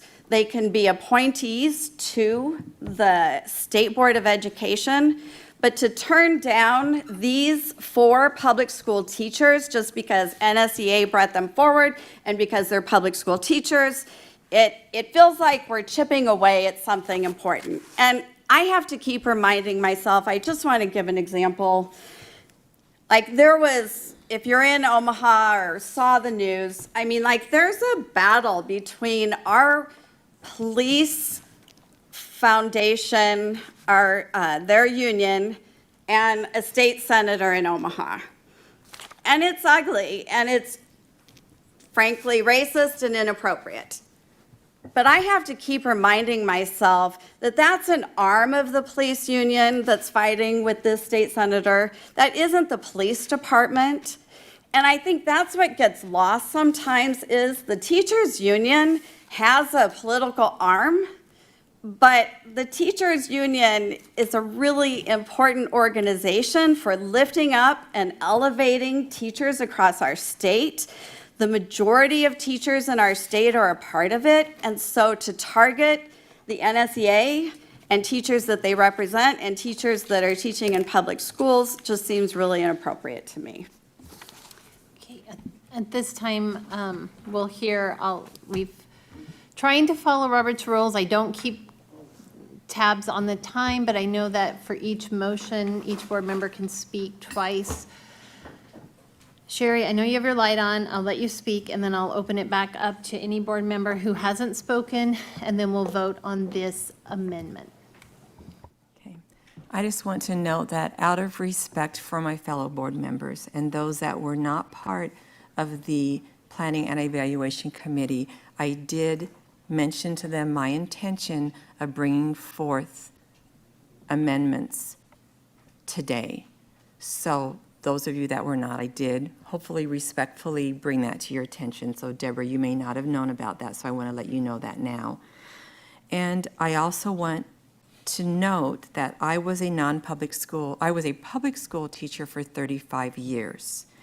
And I believe I'm being unfairly accused of something that is not true, that I am adversarial being to public school teachers. That is far from the truth. My intention of why I'm bringing forth what I am will be shared later with the amendment. Thank you. Okay, any other board members who haven't spoken and would like to before we vote on this? Liz? Mine's quick, and again, it's just procedural. We did have a conversation, and it's simply if the motion's going to change and split, it's not on our agenda. I don't have anything in writing, so it would just be nice to get a piece of paper that says this. I don't care if it happens in the morning before this meeting, but just something that assures me that while this is going to be split apart, you will have the opportunity to vote on both things. So that's the only request I would make procedurally. Thank you for that. And Maggie? I have the second piece of Sherry's amendment, and she did pull me yesterday and talk to me, and I appreciated that. And not being on the committee, obviously don't know what's going on in there, but this conversation and the tension that comes along with it, like, makes me concerned that maybe it should go back to committee, and I don't know if that's a time waste or what everyone thinks of that, but I guess I don't know also enough about the benefits of splitting the original motion into 2 motions and what the motivation is behind that.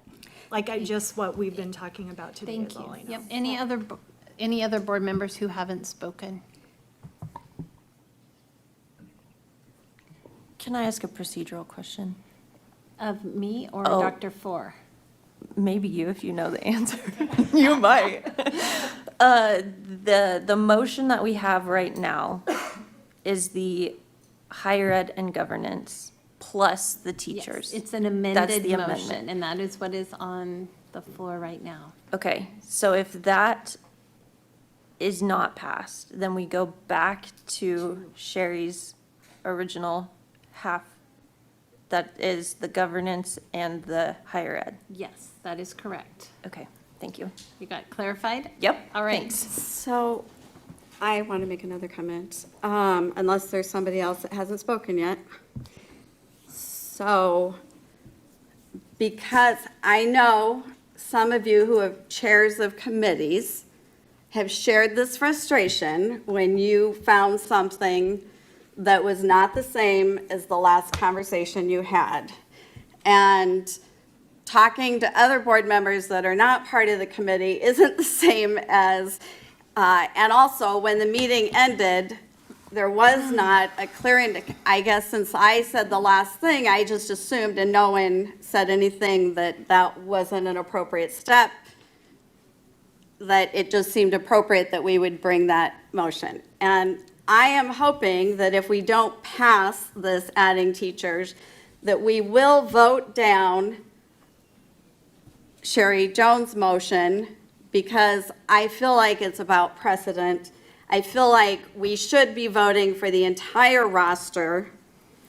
And no matter what talking points you bring forward today, I know what I heard for the last year and yesterday, but we should be voting for the whole roster. I don't like us, one, breaking with what the committee, how the committee ended and changing it in between. And I also don't like us breaking up pieces of something that have never in all my years on the board been an issue. And unless it is about public school teachers, I haven't heard anything different. So I look forward to hearing about that today. So that's all I'm asking. Right. The motion is to amend the original motion by inserting the word teachers. Oh, I'm sorry. For someone specific? A committee member? Okay. What are the impacts of having the original motion split into these two alternative motions? So, Does the Yeah. committee chair want to speak to that? or maybe Sherry wants to explain why she broke it up. But I can tell you why. But go Having ahead. it broken into two means that it's basically, and I don't know how the end result is gonna exactly happen, but showing basically that the first two sections were agreed upon at committee. This third section was not agreed upon at committee. So it's to be more transparent with the public. But in all the years we've approved this list, we've never broke it up. And this is a very specific intention about the public school teachers. And so please keep that in mind, because what our board member, it looks like, wants to do is to vote for part of the committee and not vote for the other part that was recommended. And there's still a fix for it.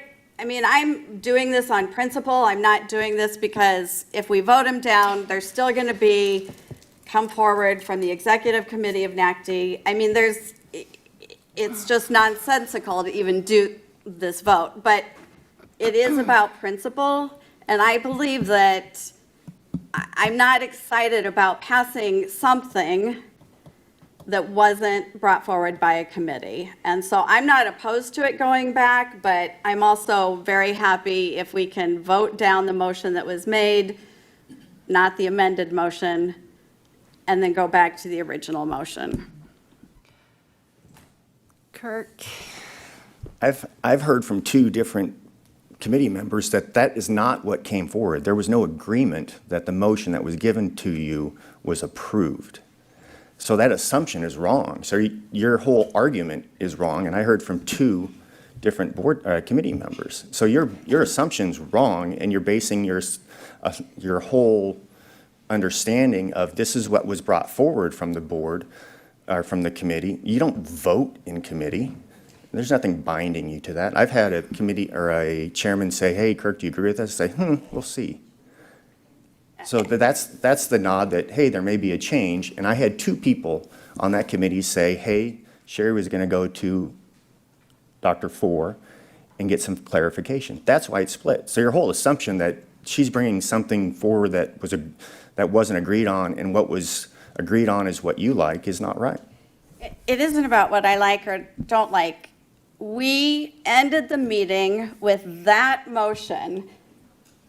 There wasn't any changed motion until afterwards. And what I'm saying is, for me, it's about precedent, that we ended with that motion. I assumed that there was not going to be any further motion unless I heard about it, I mean, as a committee member. And so there was only one motion in front of us. So it is right that I would assume that would be the motion that we would have before us today. As I point out, this has happened in other committees. I know other board members, my peers, have gotten upset when things have been changed between discussions. It isn't appropriate, and we don't need, I mean, if we didn't have a new motion that was even discussed by all the members, I don't understand why it's even being brought forward. Sorry, I'm rambling now. So at this time, before I repeat what the motion is. Okay. Does any board member have any new information? Because I think we've kind of heard the same thing a couple different ways. So the current amendment that is on the floor is to insert the word teachers. So the motion would read, I move to approve the higher education, governance, and teacher sections of the 2025-2026 NCTE roster. Would the recording secretary please call the roll? Douglas, Yes. Penner, No. Tegmeyer, No. Neary, Yes. Christensen, Yes. Renner, Yes. Jones, No. Schoenhoff. No. 4 yes, 4 no. So the amendment is not approved. We go back to the original motion. I will read that again.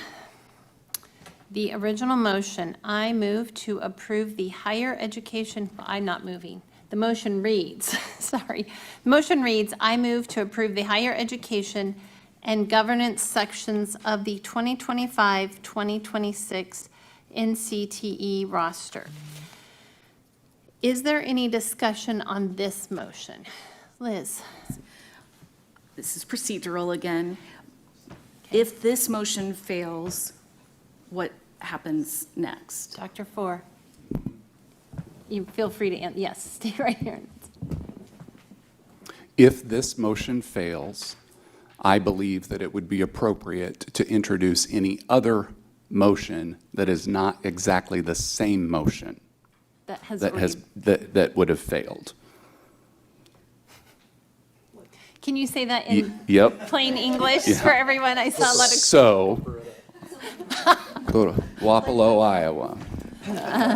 You could introduce the original motion that was brought to the committee, approve the roster.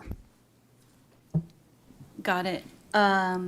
I guess my question might be for the staff member that provided the rationale, because my concern is if this gets voted down or we hit some kind of log jam, where does that leave NICD in terms of them being able to conduct their business? So that is a good question. Brad Dirksen, could you please come forward? And when you get to the table, I will have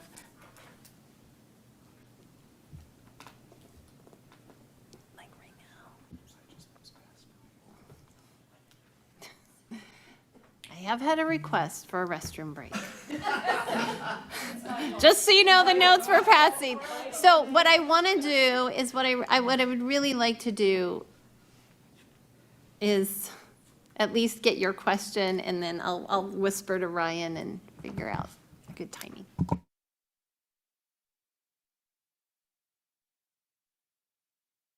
Yes. My question is, should all the motions fail and we don't approve any portion of the roster, how does that impact NICD and their ability to proceed with their business? Thank you. Brad Dirksen, Administrator, Department of Education. The roster includes a variety of new members that have expiration dates, or that all the members that are appointed have expiration dates. So if there was no approval of the roster, there would be a significant number of vacancies, especially in the higher education section, because they have annual terms. So there would be a significant portion. There is a piece of the bylaws or the organizational policies, Section 6, that notes that interim replacements made after the annual State Board of Education approval will be approved by NDE staff and formally approved by State Board if they continue to serve as an NCT member in the next membership year. So that would be, we'd fall in line with Section 6 of the organizational policies. You can ask a follow-up. Yeah, thank you for that. So if I'm understanding correctly, if we don't approve this roster, they have vacant seats, but they can, the interim temporary members can be appointed. Correct. And then this directory wouldn't come back for us to vote on as a board for another year. Correct. Got it. Thank you. I appreciate that. Any other questions for Mr. Dirksen before he steps away? Okay, we're good. All right, so under advisement of the commissioner, we are going to go ahead and try and finish this agenda item before we take a break. So, it's going to motivate discussion. All right. The motion is to approve the higher education and governance sections of the roster. Is there any discussion on that particular motion, higher education and governance sections? Maggie? Okay, is this the part where if I want to talk about it going back to committee, is this now or? Yes.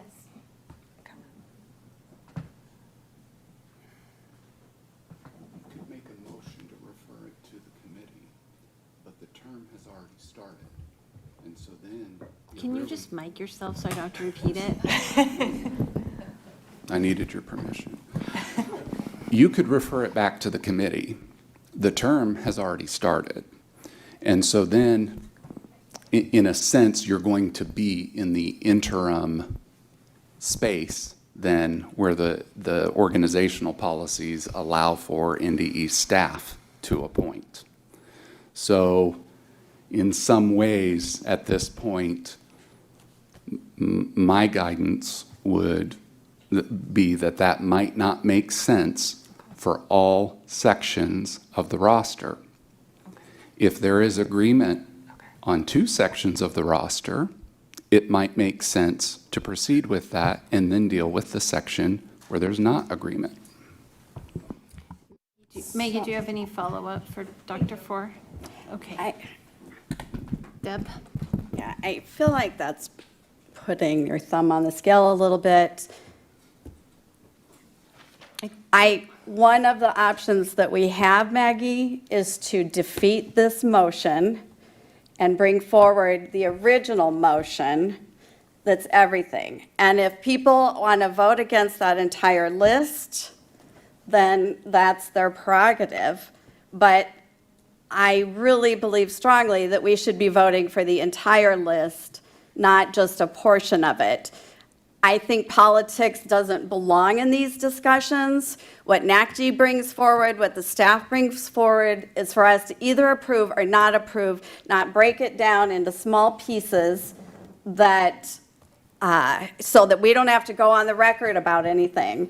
I think we should all be on the record about Do we approve all of these positions or not, is what I'm hoping that we will do. Okay, anyone who hasn't spoken to this? Okay. The motion is to approve the higher education and governance sections of the 2025-2026 NCTE roster. Would the recording secretary please call the roll? Schoenhoff, Yes. Neary, No. Christensen, No. Renner, No. Jones, Yes. Douglas, No. Penner, Yes. Tegmeyer, Yes. 4 yes, 4 no. Okay, the motion fails. Can we make a new motion? Ryan says yes. I don't have the original motion. I do. Do Can, you? yep. I move to approve the 2025-2026 Nebraska Council on Teacher Education roster. Second. It has been moved and seconded to approve the 2025-2026 NCTE roster. Is there any discussion on this motion? Yes. Liz? Since, I'm assuming, since the board member Jones' motion failed, that her upcoming motion will or will not happen. So I would like to hear, you said you had information about that, and so maybe now would be a great time for you to have the opportunity to share that. Sure. May I? If you would like to, yes. Sure. Okay. Nebraska has 16 higher education institutions with educator preparation programs. These programs train teachers for both public and non-public schools. But yet non-public school teachers are not represented in the teacher makeup of the Nebraska Council on Teacher Education, nor are there any non-union public school teachers. Although I don't have exact numbers, because some of this is proprietary, this practice may be excluding nearly 10,000 teachers in Nebraska. To note, the NCTE organization was established in the 1940s, and I wonder if there has ever been representation from these two groups. I have nothing personal against the 4 teachers being brought forth for approval, as I do not know them. I appreciate their willingness to serve on the NCTE. I am bringing forth this motion because I want all Nebraska teachers to have the opportunity to be considered to serve on the NCTE.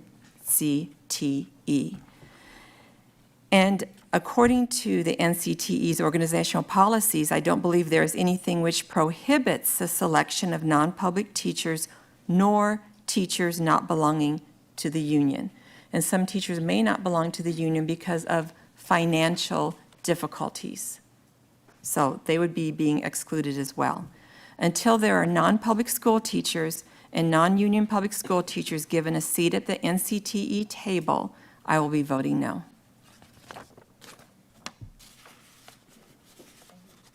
Unless somebody else wants to comment. Okay. You asked, so yes, I will go to you. Okay. Thank you. I appreciate that. And that's essentially what Sherry shared with me yesterday, so thank you. I am a little bit confused because my understanding, and maybe we can bring Brad Dirksen back up again. I'm so sorry. I know somebody's really uncomfortable right now.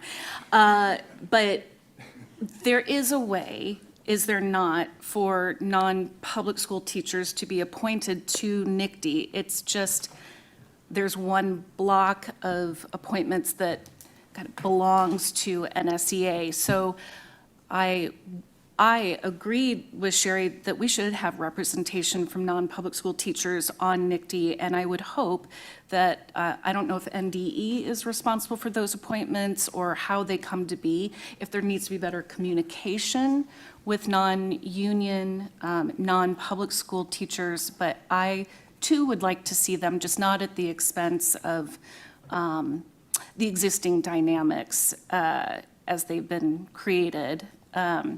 So if someone could clarify officially that. Do you trust me to clarify officially? Or would you rather have Yes, because I'm Brad? sure somebody will tell you if you're not correct. There are 16 teacher positions, 14 of which NSEA brings forth names, which the remaining 2 are brought forth through the department under Mr. Dirkson's direction. Does that answer your question? Yes, that clarifies to me that non-public school teachers are able to serve on the NICT council. Okay, so we've been having this discussion for a very long time. I'm thankful I only had half a cup of coffee this morning. I was going to open it up to people who haven't maybe had as much floor time to talk. Question, if we're going to vote on this, does Sherry get to bring her motion? You The alluded to current she's... motion on the floor is to approve the 2025-2026 NCTE roster. That is what we are discussing. That is what we will be voting on next. Then, does her motion, her second motion, get to come to the table? No? No, because it's already been voted on. Okay. An amendment could be made to this motion. So I'll speak to it. Sherry brought a nice proposal a couple months ago that I really liked, that really had a different strategy on where these educators were chosen from. But we didn't get very far with that. So along with Sherry, I would like to see a more equitable representation that includes non-public educators and educators who are not members of NSEA. And I will vote no until we bring that to the board. Okay, because there's a lot of people that want to talk on this, I'm going to just keep marking down who's spoken. Deb? So I appreciate your comments, Liz, because I too am not opposed to non-public school teachers being on this committee. Definitely support it as somebody who's attended non-public schools and sent my children to non-public schools. Certainly understand the need for that representation, not opposed. But I am opposed to, we discussed this as a board at length. I don't know, was it 6 months ago, whenever? And we agreed as a board that we didn't want to change the precedents that have been in place. We voted against making this different because we realized there was already opportunities on here to bring non-public school teachers onto NACD. Those processes are in place. What this feels like today is a backdoor way to force something that the board voted against just earlier this year. I would like to see us follow the process that the board agreed on and go through the correct channels to bring the correct teachers on. I don't feel like it's appropriate to punish everybody on this list just to make a point. Okay. So. Any more? I don't know who has their hand up. Kristen? Looking at the roster that's before us, it does look like one of the board-appointed members, teacher members, is coming up in '26. So that would be an opportunity for a non-public school teacher to be appointed by the board. The second part is a question for Ryan. Can I ask Ryan a question? You may. Ryan, can I ask you a question? If this motion doesn't pass, the full roster doesn't pass, then I think what Kirk was asking is then Sherry still can't, or whoever has the motion, to bring the teacher portion forward. Is that not available as an option then? Right, is that what you were asking, Kirk? Okay. Yes, so I'm going to back up because there was a motion to approve the higher education and governance sections. That motion was lost. That motion cannot be brought again in that way. Now the motion is to approve the entire roster. If that motion is lost, another different motion could be brought forward. So the motion to approve the teacher roster could be brought forward, but that does not then take care of the other two sections, if that makes sense. Okay. All right. Thank you, Dr. Four. Sherry? Dr. Four, is there a means for, I just lost for reconsideration being brought forth by a member who voted for the last proposal, not against, but for? I believe there's a means in Robert's Rules of Order. Yep. And I want to add after that, after you answer, I want to add why I'm mentioning that. So on the motion that was lost to approve the higher ed and governance sections, Yes. that motion was, in a sense, voted down because of a 4-4 vote, right? So to reconsider, you would have to be in the affirmative. Yes. And the affirmative in that would be those who voted no, because the outcome was no. Okay. Thank you for clarifying that. Okay, and may I add something to that, why I'm mentioning that? Yes. Okay, so to Liz's, someone mentioned about we'll be losing all of the 48 members or whatever. That's partially why it is important to get the governance and the higher education, because then you have the 32, which gives a big portion of them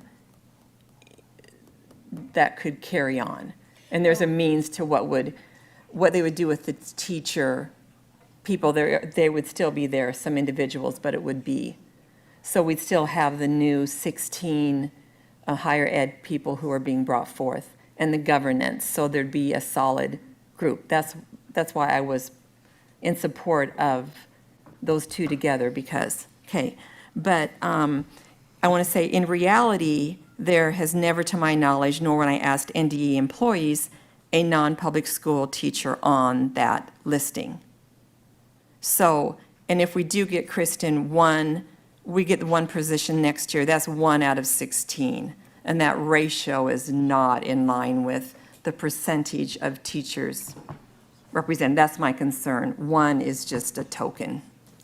So. Yep. I guess you have said several times that your numbers are not accurate. I would like to see us have some accurate numbers before we start putting percentages to things. And then that would make sense to me. But I don't think a guesstimate is what I want to base policy on.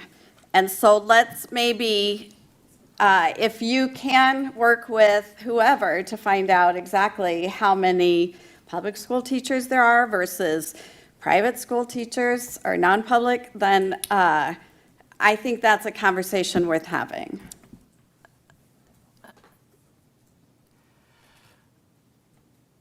Okay. Anybody else? The motion is to approve the entire roster. Anyone else have a comment? Okay, the motion is to approve the 2025-2026 NCTE roster. Would the recording secretary please call the roll? Renner, Yes. Douglas, Yes. Christensen, Yes. Jones, No. Tegmeyer, No. Penner, No. Neary, Yes. Schoenhoff, No. 4 yes, 4 no. The motion is lost. Are there any further motions on this agenda item?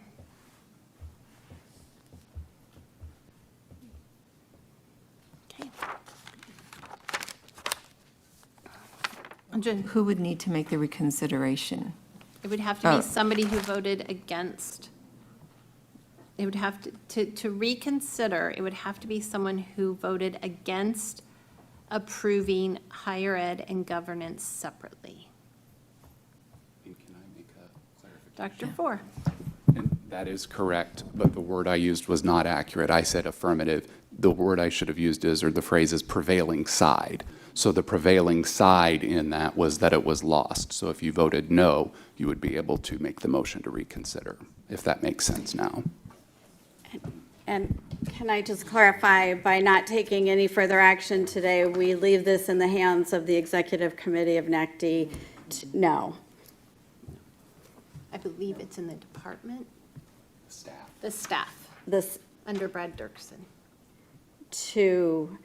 But what were we told yesterday in committee? That if we didn't approve the educators, then the Executive Committee of NACD could approve them. She's asking for a point of information. Okay, so I just want to yes. make sure we're following Yeah. Robert's rule. I don't want to get into a new discussion because we're not there in Robert's rules, but this is a clarifying question. Yeah, in point to your question from information you received yesterday, you are thinking accurately on what you received. What we did between yesterday and this morning was actually get into the bylaws and realized you got inaccurate information yesterday. If there is no further action today, the matter of appointing members to NCTE falls on NDE staff. With or without board approval? So it's for the next year. Past that, it would take board approval. Okay, so for the next year, the status quo is maintained. Correct. If the NDE staff decides to do that, okay.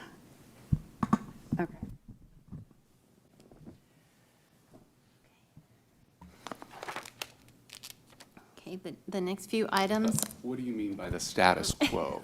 I mean, the NDE staff can just renew the people that were up for renewal for the next year. I would tell you that the NDE staff has the authority to appoint.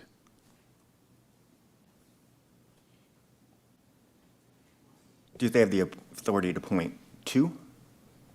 Or the 4 that may or may not make it on today? I would ask Mr. Dirksen if he has the information at hand. If you do, please come forward. Because if you do, why do you even need board approval? I mean, if you're going to skirt the board for those.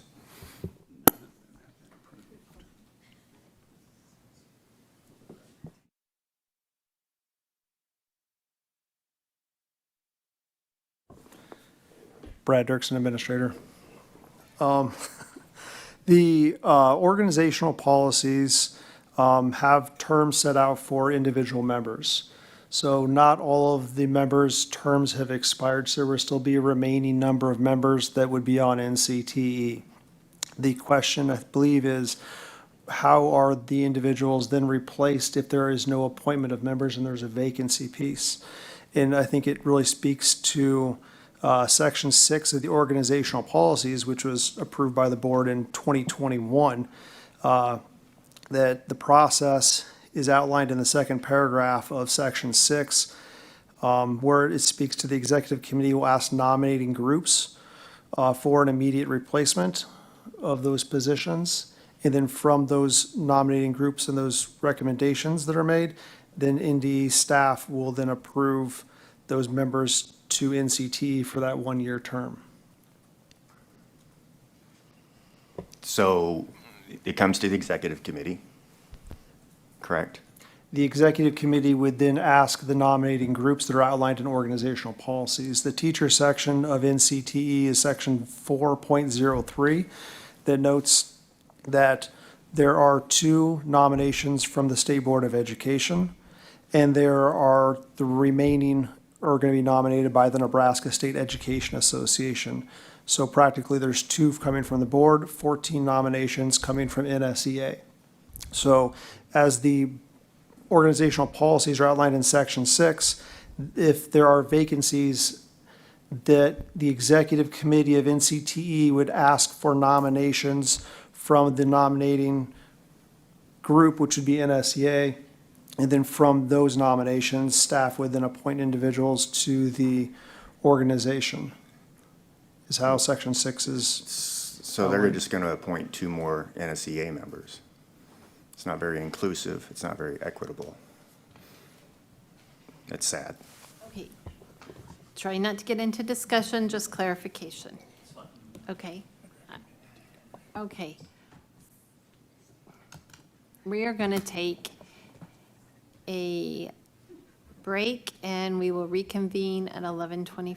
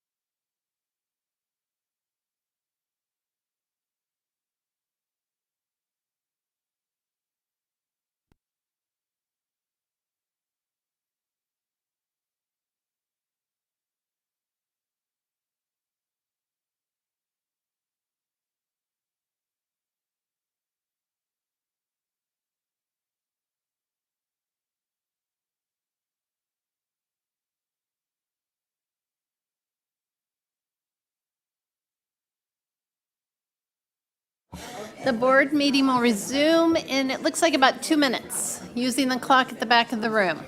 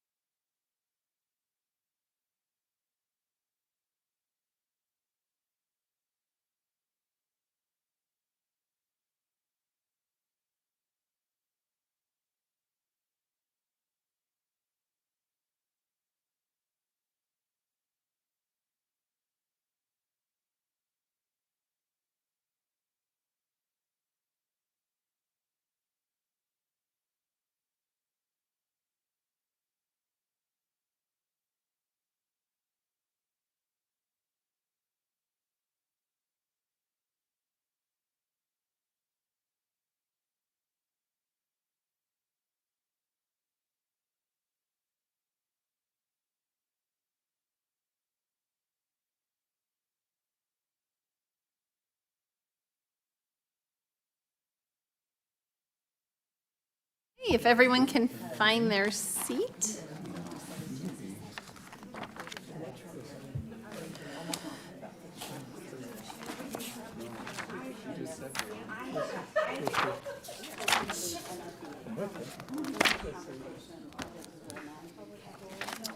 Okay, the board meeting will resume. So if everyone can find their seats, we will begin again. Thank you. All right, we are on agenda item 7.3.F. This is the pilot process for clinical practice at the University of Nebraska, Kearney. Board members, are there any questions or discussion on this item?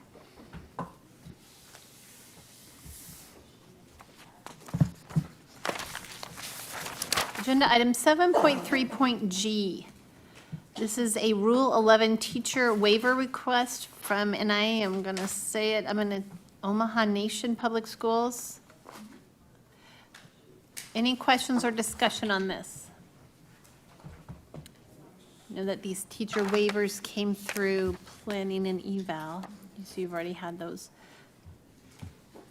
7.3.H. Rule 11 teacher waiver request from Bloomfield Community School District. Any questions or discussion on this item?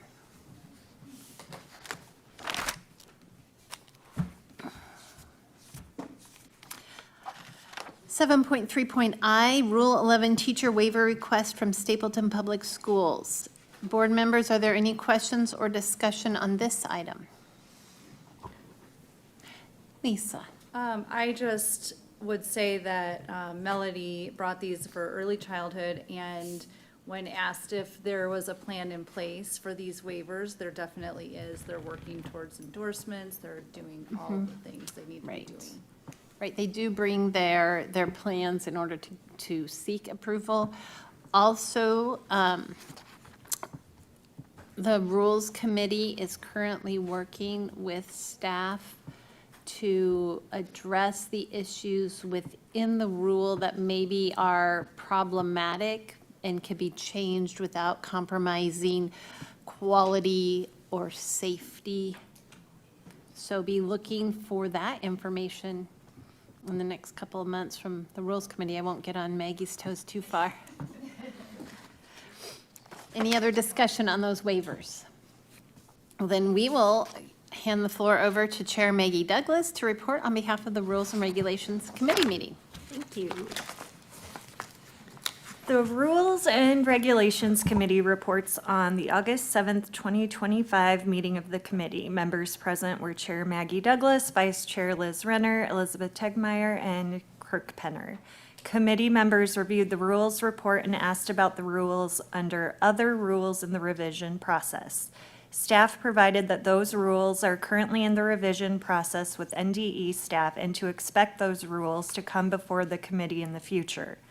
NDE staff provided information on the revision of Rule 47, regulations for career academy programs established by school district. The committee recommends proceeding with the hearing draft. NDE staff provided information following public input on the revision of Rule 20, regulations for the approval of educator preparation programs. The committee members agreed with the NDE recommendations in response to the comments received and recommends proceeding with the hearing draft. NDE staff provided information following public input on the revision of Rule 11, regulations for the approval of pre-kindergarten programs established by schools, boards, or educational service units, and for the issuance of early childhood education grants. NDE staff provided the committee with the comment submissions and staff recommendations. The committee asked to eliminate the reference to toilet training and otherwise agreed with NDE recommendations. The committee recommends proceeding with the hearing draft and was assured they would see the draft before the hearing. This concludes the Rules and Regulations Committee report. Maggie Douglas, Chair. Thank you, Maggie. Are there any questions on the Rules and Regulations Committee report?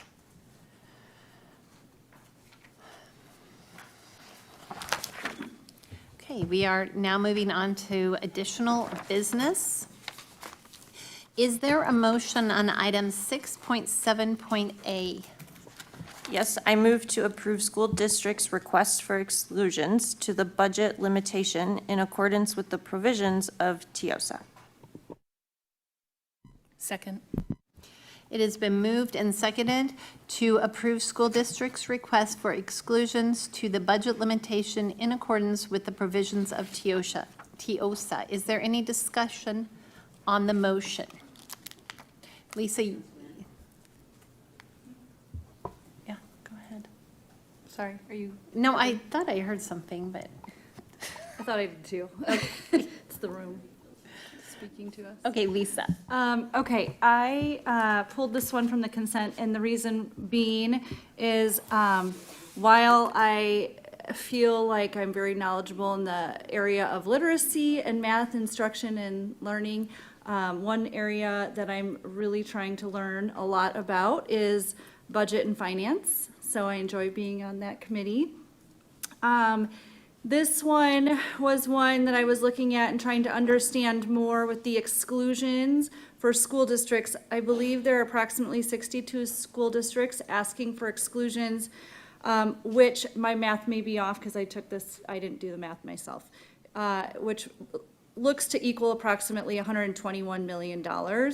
And of course, that's a fairly large number. And if you're following what's happening in the state right now, we do have some financial issues happening and have been happening in the legislature in regards to taxes. And so I reached out to Bryce Wilson, who is our Office of Financial and Administrative Services Administrator, and I wanted him to kind of explain how these exclusions work.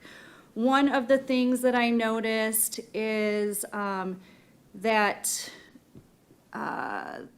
these exclusions will cause these school districts to qualify for potential special grant funds. And so I wasn't exactly sure what that meant as far as grant funds and how that could potentially impact taxes and TIOSA and revenue for our schools.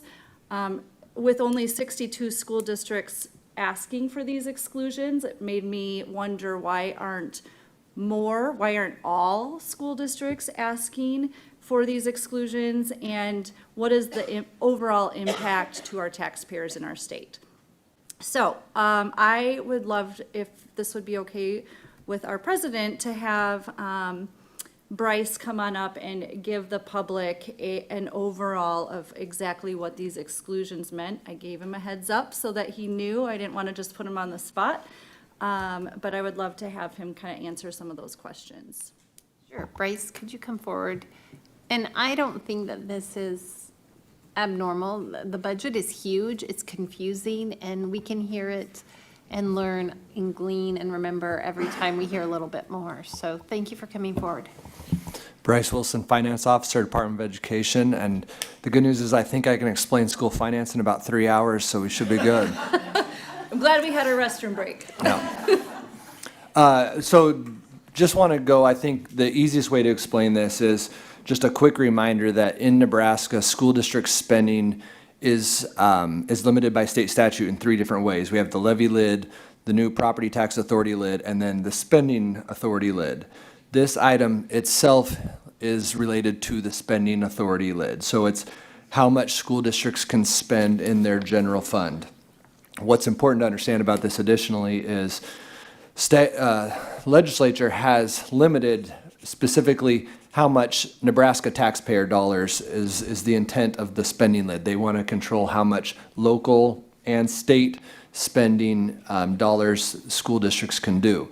These exclusions to the spending lid are for items that are not taxpayer dollars. So they're going to be things like grants, federal grants, grants from private industries or companies, donations, all types of different activities that are not taxpayer funds. So if these exclusions are not allowed, districts would not be able to spend. So just an example is if Walmart gave a company or even a school district's own foundation gives them a donation to spend for a playground or something like that, textbooks, whatever the donation is for, a school district up against their spending lid would not be able to take advantage of that donation. So these exclusions are to allow districts to go over their spending lid to spend these additional income sources coming in. Primarily, that's what it's for. The question you asked about why only 62 districts are applying, this item comes on a regular basis, so it's just dependent somewhat on, there'll be more than 62 that ask for the exclusions. They just start doing them in June usually, and they'll keep coming in through October, maybe even November for additional requests if a district needs them. If they're not up against their spending lid, they don't have a real reason to ask for those exclusions. They don't need it. They can spend the funds that they have enough spending authority that they're not needed for them. That's the quick version. We appreciate the quick version. Does any board member have any questions? Maybe I should also clarify too that there is no impact. These exclusions do not impact TIOSA or state funding in any way. Not only are they they have no impact on the amount of state aid that goes out, but they're excluded from the following year's spending numbers that are used to calculate TIOSA, so in no way do they impact the amount of funds that the state is required to pay out in TIOSA to school districts. And then likewise, they wouldn't have any impact then on local property tax? Correct. They're not really impacting local property taxes. They don't impact what districts have to report for revenue in any way. The districts are still required to go under they still have the same audit requirements, and the independent auditors check all of the financial information to make sure that it is reported accurately and correctly. Any other questions for from board members? Okay, thank you, Bryce. Any further discussion on this item?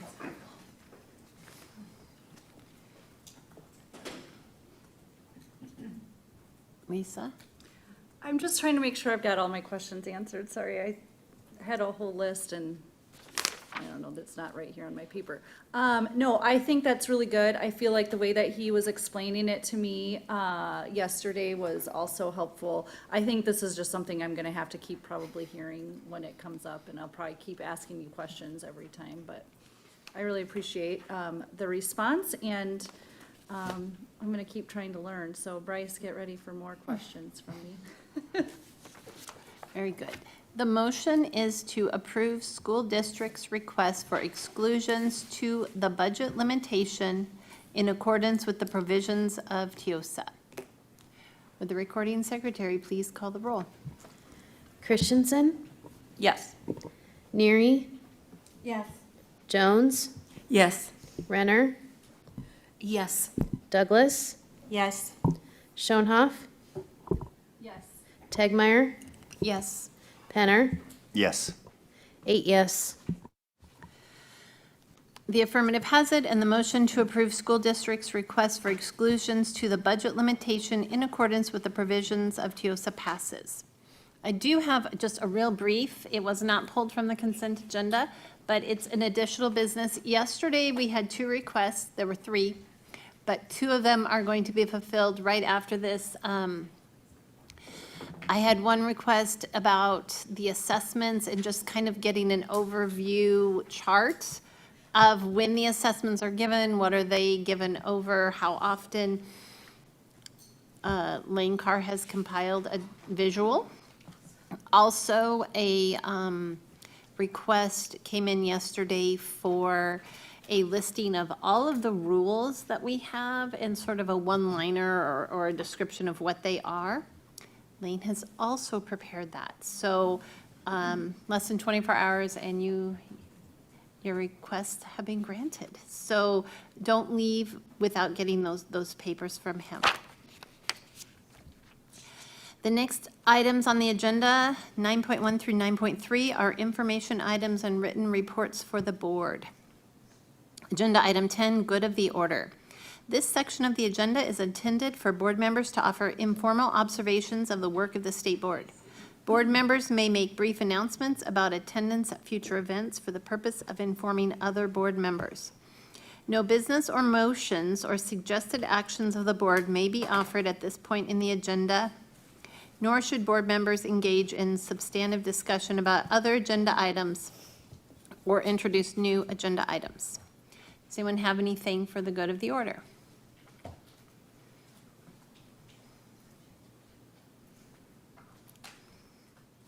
Thank you to those who attended in person and who tuned in to the broadcast. The next meetings of the State Board of Education are scheduled for September 4th and 5th, 2025 in Lincoln, Nebraska. The August 8th, 2025 State Board meeting is adjourned.